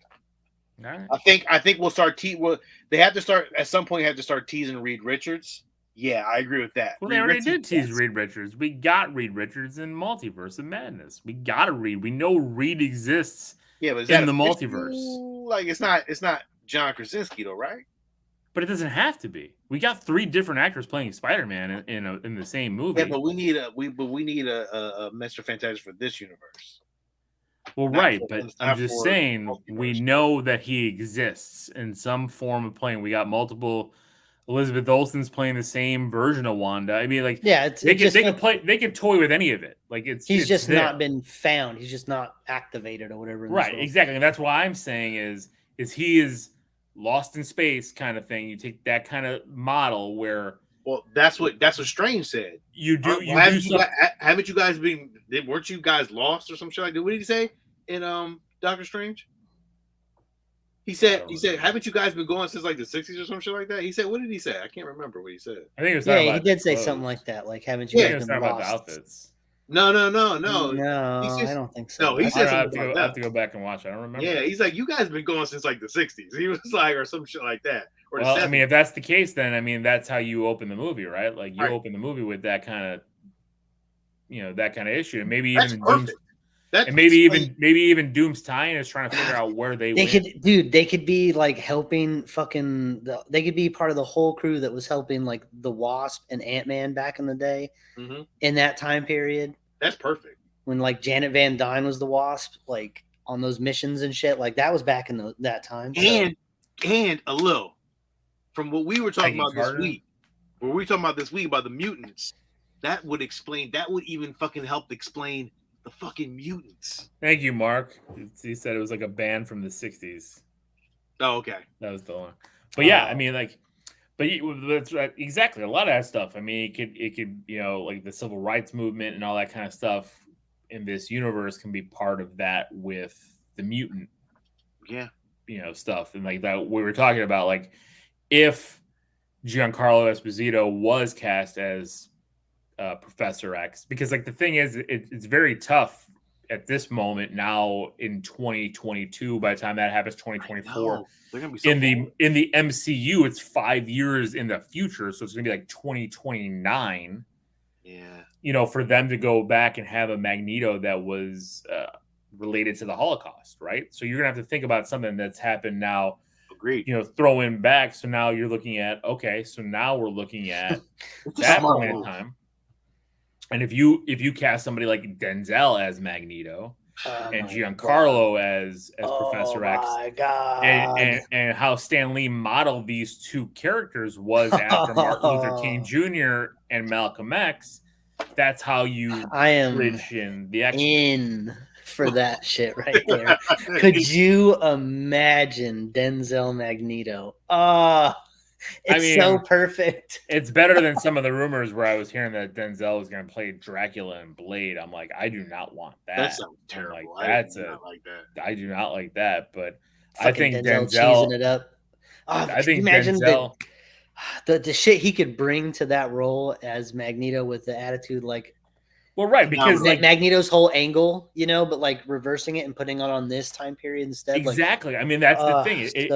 It fits. It's got to fit, and it's got a story that can build in, and it's got a reason for him being that way. Yeah. Especially you look at Denzel, and what was one of Denzel's biggest movies of the early '90s? I mean, come on, Malcolm X. So I mean, like it's almost like writing itself. It's writing on the fucking wall. It's like, if you don't do this, where else can you go with it? Like, I think for the way society it's so perfect. Is now, for the way society is now, Lil, the civil rights movement is the perfect fucking thing to use to push whatever you want because you could have them. They don't have to be like at that age as Martin Luther King and Malcolm X during that movement. They could be young kids living. Well, Magneto was a child in the Holocaust. Exactly. Like, so that's what I'm saying. The greatest thing about this is that there's so much fucking footage of young Denzel Washington and young Giancarlo Esposito. You can go back and de-age this shit so well that you can fucking pull this. You have so many fucking movies. This is like the perfect fucking moment to be like, all right, this is it. Like, yo, we got it. We have a library of fucking young when they were young. Fucking Spike Lee is like fucking spinning over in his grave and he ain't even dead. He's just like, I was gonna say, why is he spinning over in his grave, man? I don't know. Killed him, man, yet. He's spinning over a very expensive mattress. I'm just saying, like, Spike Lee's like, yo, this is what I did. Like, yo, like, that's fucking phenomenal. Like, he made, like, it's great, man. Like, yo. That whole, did you just come up with that, or did you read that? No, this is what I've been, I talked to Sean about. This is what I was thinking. Yeah, when I heard that casting, that was the first thing that popped in my head. I'm like, me, you both. I was like, you move it to the civil rights. And Sean, you brought it up. I was actually just gonna say that. I'm like, who better to direct that type of movie than have Spike do it? Nah, I can't have Spike. I'd have Spike do it. Nah, I can't have Spike. Why? You've seen TV directors come in and do this stuff. Spike's vision, but I don't know if I like Spike's vision for a Marvel movie. I don't know. I think you give Spike. Spike Lee's phenomenal. He's a phenomenal director. Don't get it fucked up. Like, Spike Lee is a phenomenal director, but I don't know if he's ready for him. I don't know, man. Like, I don't know if he's ready for a Marvel movie. I don't know, man. I don't know. I don't know how I feel about a Spike Lee movie. Directed by Jordan Peele. I mean, I could see that too. But I don't know if Jordan Peele would want. I don't know if Jordan Peele would want to do that right now. I feel like Jordan Peele wants fucking. Yo, let me tell you, watching the last Nope. Yo, there was a scene where it's right out of fucking Akira. Yo, the girl was on the bike and she slid on the bike, and yo, I swear to God, that bike looked like the Akira bike. Like, it didn't look like the Akira bike, but the slide was so fucking perfect. I was like, yo, Jordan Peele wants a fucking Akira movie so badly. Like, he wants to do something so pop culturally. I feel like, because his cinematography is so good, like, I think he can just pull it off. Like, it, to me, I don't know. He's building that portfolio up. That's what he's doing, and he's gonna get a big one. Yeah, I can see it. I can see it because the action, to do gargoyles. The action in that movie is all going to be fucking second unit guys, anyways. They have the whole different department to take care. Well, of that's what I'm saying. That's why I'm saying I can see Spike being able to do something like that, because if we're gonna get down to the nitty gritty of although you might be right, you're right.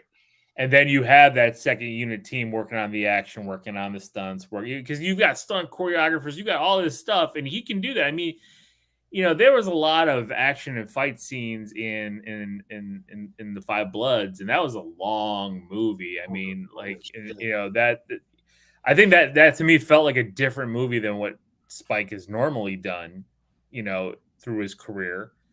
And I just, why not?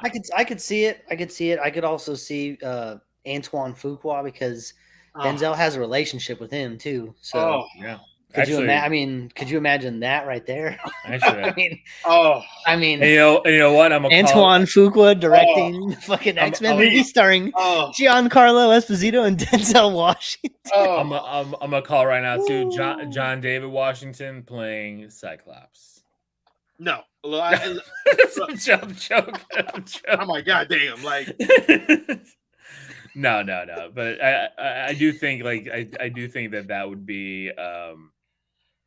Yeah, actually, because he has a really good relationship with Denzel. They do. I mean, Training Day. Come on, we just talked about that at length in the last show. Yeah, so. and where did Denzel like win his Oscar playing a villain here in a Marvel movie? I mean, come on, it's fucking, it's the stars are aligned. Full circle. It's full. We have created the best option for this right here.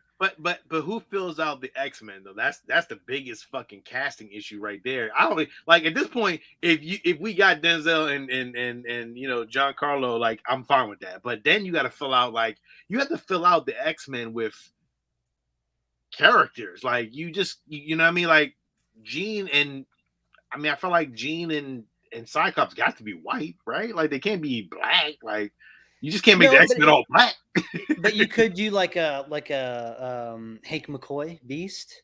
You could cast. Well, I mean, you can diversify the whole group in different ways. I mean, you can still keep Jean and Scott, and I mean Wolverine is, you know, still keep him Canadian, or like if they did in that one episode of that one cartoon, make him Australian. You know, whatever you want to do. The civil rights movement with the mutants is so fucking great. Yeah, but it takes until the 90s or 2000s for Xavier to establish his school. You know, by the time, that's what he's grown up with. You know, shit. Yo, it's so perfect. But see, man. and then you have to have like mentors. Like that's what I was saying. Like, could you imagine like a Hank McCoy was like older and had been around for a while? He experienced some of the stuff that Xavier did, you know. Yeah. And he could be kind of like a mentor. He could go in and out of his beast mode or whatever. I don't know if does he do that? He doesn't do that in the comics now, but like at one point he did, right? Well, he didn't have the blue fur. He got that later on, right? As the mutation evolved. So I mean, God, the cast around them has to be really good. Like, you don't care. I mean, again, if you know, I'm not saying that Giancarlo is not great, but we've seen him do a lot of things. I mean, he's in The Boys, he's in The Mandalorian. Yeah, but he's playing a specific character in those shows, right? I mean, but that's what I'm saying. Like, but if you're gonna cast Denzel, then you need to bring in like top of the line. You know, that's what I'm saying. Like, you got to get people. You can't just get randos to fill in because it's it would be like, I know I was saying like Bryan Cranston, but for Xavier, but if you I still want Bryan Cranston as Mr. Sinister. But hold on, but you can't make this movie like the civil rights era if it's Bryan Cranston versus Magneto. It just takes on a whole nother. It's like, that's not a good look. No, but I mean, you don't have to go that. I mean, again, if they don't cast, these two actors in that role and stuff and go back, I mean, because again, you're looking at the 60s to now. I mean, that's still a huge gap. It's we're 60 years from that point, so it's like they can pick any point in time. But I'm just saying, like, if you go at this age with those actors, that's like the perfect setting to put them in. You could always change it up, It's such a great setting. It's like, really good. And the time it just works throughout time. Like, it's just like it would play very well right now. And that's how it would. It would. But then you get the haters and people complaining about. Yeah, but you're gonna get that no matter what. It doesn't matter what movie they put out. At this point, how can you play? You can't complain about fucking Denzel Washington. Like, get the fuck out of here. Like, there'll be people who will. There will be people who will. Who the fuck would say no to Denzel Washington as Magneto? They gotta be out their fucking mind. I'm just saying. That'd be the dumbest shit ever. I'm not complaining. I think it's and Marvel's gonna do it. You know why Marvel's gonna do it? Because that's what they fucking can do. They're like, fuck y'all. You ain't gotta come see this movie. We know it's gonna be great. but okay. Now, which version of the suit would you want Denzel to be in? I don't even know. Denzel look good in any suit. Could you imagine that silver and white version with the white cape and all that shit? Denzel. I want him in purple. You want him in the purple? Straight purple, yeah. I want him in purple. Purple. Yeah, straight in the purple. I don't want that. Or like a dark purple, like a dark. Yeah. So the purple and the red, the purple and red combo. Of course. Yeah. How loud though? Like, that's what I'm saying. No, it's not loud. I want it loud. It's subtle. It's subtle for a black man. It's subtle for a black. It's like this color. it would look like this color. I'm not going to speak to that. Al, what do you mean? No on the white suit or the purple? Well, first of all, white or suit. No on. I like the white suit. I don't like the white suit. Jenny bought me that little Toro statue with the white suit. And I hate it. I was like, I don't like this. How you gonna put a black man in a white suit during the civil rights movement? To stick it to him. To stick it to him. With a white helmet and everything. It's like, that does not work. Oh man, no. What's Al talking about? Al, he ain't saying nothing. He just said no. Maybe he's saying no to all of it. Oh, Al, you can't say no. He's left. He's quit. He's quit the show. No, but that's it. I think we've gone. He says no on Denzel. Oh man, he crazy. See, Al said no on Denzel.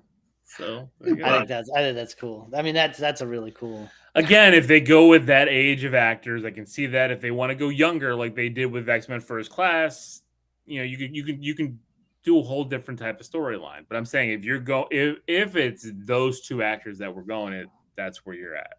Al's just joking, just kidding. But yeah, so there you go. That's it. We've gone almost 3 hours talking about D23. Banger at the end. We didn't talk about everything. We didn't talk about Little Mermaid. We didn't talk about any of that stuff, but that's okay. We got other things. Did you see that? Did you guys watch the teaser for Little Mermaid? I did. I liked that. That was good. I ain't mind it either. Yeah, I thought her swimming looked great. She can sing her ass off. I mean, I was gonna say she can sing her ass off. So they're adding 4 new songs to the movie. I'm like, phew. I have no problem with that. She can sing. What I noticed is like the color palette was really good because we've seen like Black Panther, or I'm sorry, Wakanda Forever, like the under the water stuff. It looks a lot like the Aquaman stuff. Lots of really dark green, really kind of blurry. And this one, it was just like really vibrant, like all the coral and shit was really popping. Looked just like the cartoon. So. Yo, motherfuckers, I know I see people hating on it now, but I put money on it. When that thing drops, everybody's and Sean, and this is why I'm saying, like, I know you said who's gonna hate on Denzel. It's just I know people are gonna hate. People just hate what people hate change. No. People hate change. Dude, do you remember the finale of that film when fucking Ursula turns into a giant fucking kaiju and a fucking whirlpool opens up in the middle of the ocean and Prince Eric steers a fucking shipwrecked ship into a fucking kills her and impales her on it? Like, that is, could you imagine that in live action? It'd be crazy. Holy shit. She's a giant kaiju. That's gonna be fucking nuts, dude. I just want to see how Ursula looks. Like, that shit's gonna look crazy. Like, half octopus woman, half person. Like, that shit's gonna look weird as shit. Well, I mean, we have a mermaid here. I mean, it's all weird. Like, an octopus person looks weird though. Like, a mermaid is fine, but like a half octopus woman, that and her singing chops got to be fucking top of the shit. Like, who did they cast? Who did they cast for that? I don't even know. I don't know. I don't remember. I'm about to find out though. I don't know. I'm not big on musicals, but like in the live action Disney remakes have been hit and miss for me. A lot more miss than hits. Well, that's right. And we're getting a Mufasa movie. But it's a cartoon. Nope, it's live the action. same. It's live action. It's the live action group, and it's going to be. I didn't even like Lion King. It's going to be Timon and Pumbaa telling the story to Simba's kids about Mufasa. I did not like the Lion King, so. Big Bird says he's not a fan of the casting of Ursula, so I don't know who that is. It, though? I didn't see it. I don't remember. Yeah, I don't know. It's very late, so my mind is. I don't know about the Mufasa movie. It's like Lion King is one of my favorite animated movies. It is like on the bottom of the live action shit. Like Jungle Book was great, but pretty much everything else has not been very good. Well, Maleficent was good. Maleficent was good. I didn't see the second one. And I forgot about that one. And plus, Maleficent was like not like a retelling. Steve. True. It's not. Wait. It's not Melissa McCarthy, is it? It is Melissa McCarthy. No, it's not. It is. No, it's not. It is. Oh, Big Bird said it too. Big Bird's and Melissa McCarthy. Yeah, I'm not. I don't know if I'm a fan of that one either. Yeah. All right. On that note, we're ending the show. Thank you guys for listening. Thank you for your support. A little real quick before we end. Peter Pan and Wendy, Spellbound, Snow White live action, Tiana, and the Snow White live action looks great. I know. I've seen it. Haunted Is there Mansion. Pictures of it or something? Pictures? Yeah, there's some Haunted Mansion, cool costume and everything. And that's right. Jamie Lee Curtis in the Haunted Mansion. They said it's Disney's Ghostbusters. Yeah, and also we're gonna get and Indiana Jones, Inside Out 2, and Indiana Jones too. Yeah, Indiana Jones had a panel. Harrison Ford was there. I mean, there's a lot that happened today. I can't wait to see that Peter Pan and Wendy. I'm very curious to see that. Yeah, I love Peter Pan, so I'll see how that plays out. There's gonna be same agreed. Same reaction I had, Steve. I had a moment when I realized what happened. Sean, I saw the face and I was like, "Oh no, I know what it is now." I know. I'm not a fan of it either. They're gonna at some point she's gonna be running around talking to her heels and she's gonna fall over something and have trouble getting up. Because she's big. Nah, really, she lost a lot of weight. I'm just saying that's what they do to her in every movie. She always does it. She's always falling down. Her legs go higher than the rest of her body. It's true. It's true. She flails like this a lot. All right. So for those watching, thank you guys for chiming in. Thank you guys for watching us live. Those who are watching on YouTube later, thank you for watching. Please like, subscribe, comment. Let us know what you think. Let us know if there's anything we missed, anything we got wrong. I'm always curious on that. Sometimes I always, forget things. You guys remember that 60s comment for Fantastic Four. And then also on the podcast, please subscribe as always. And that's it for tonight. This is Alil. This is Sean. And this is Steve. And until next time, everybody, keep it geeky.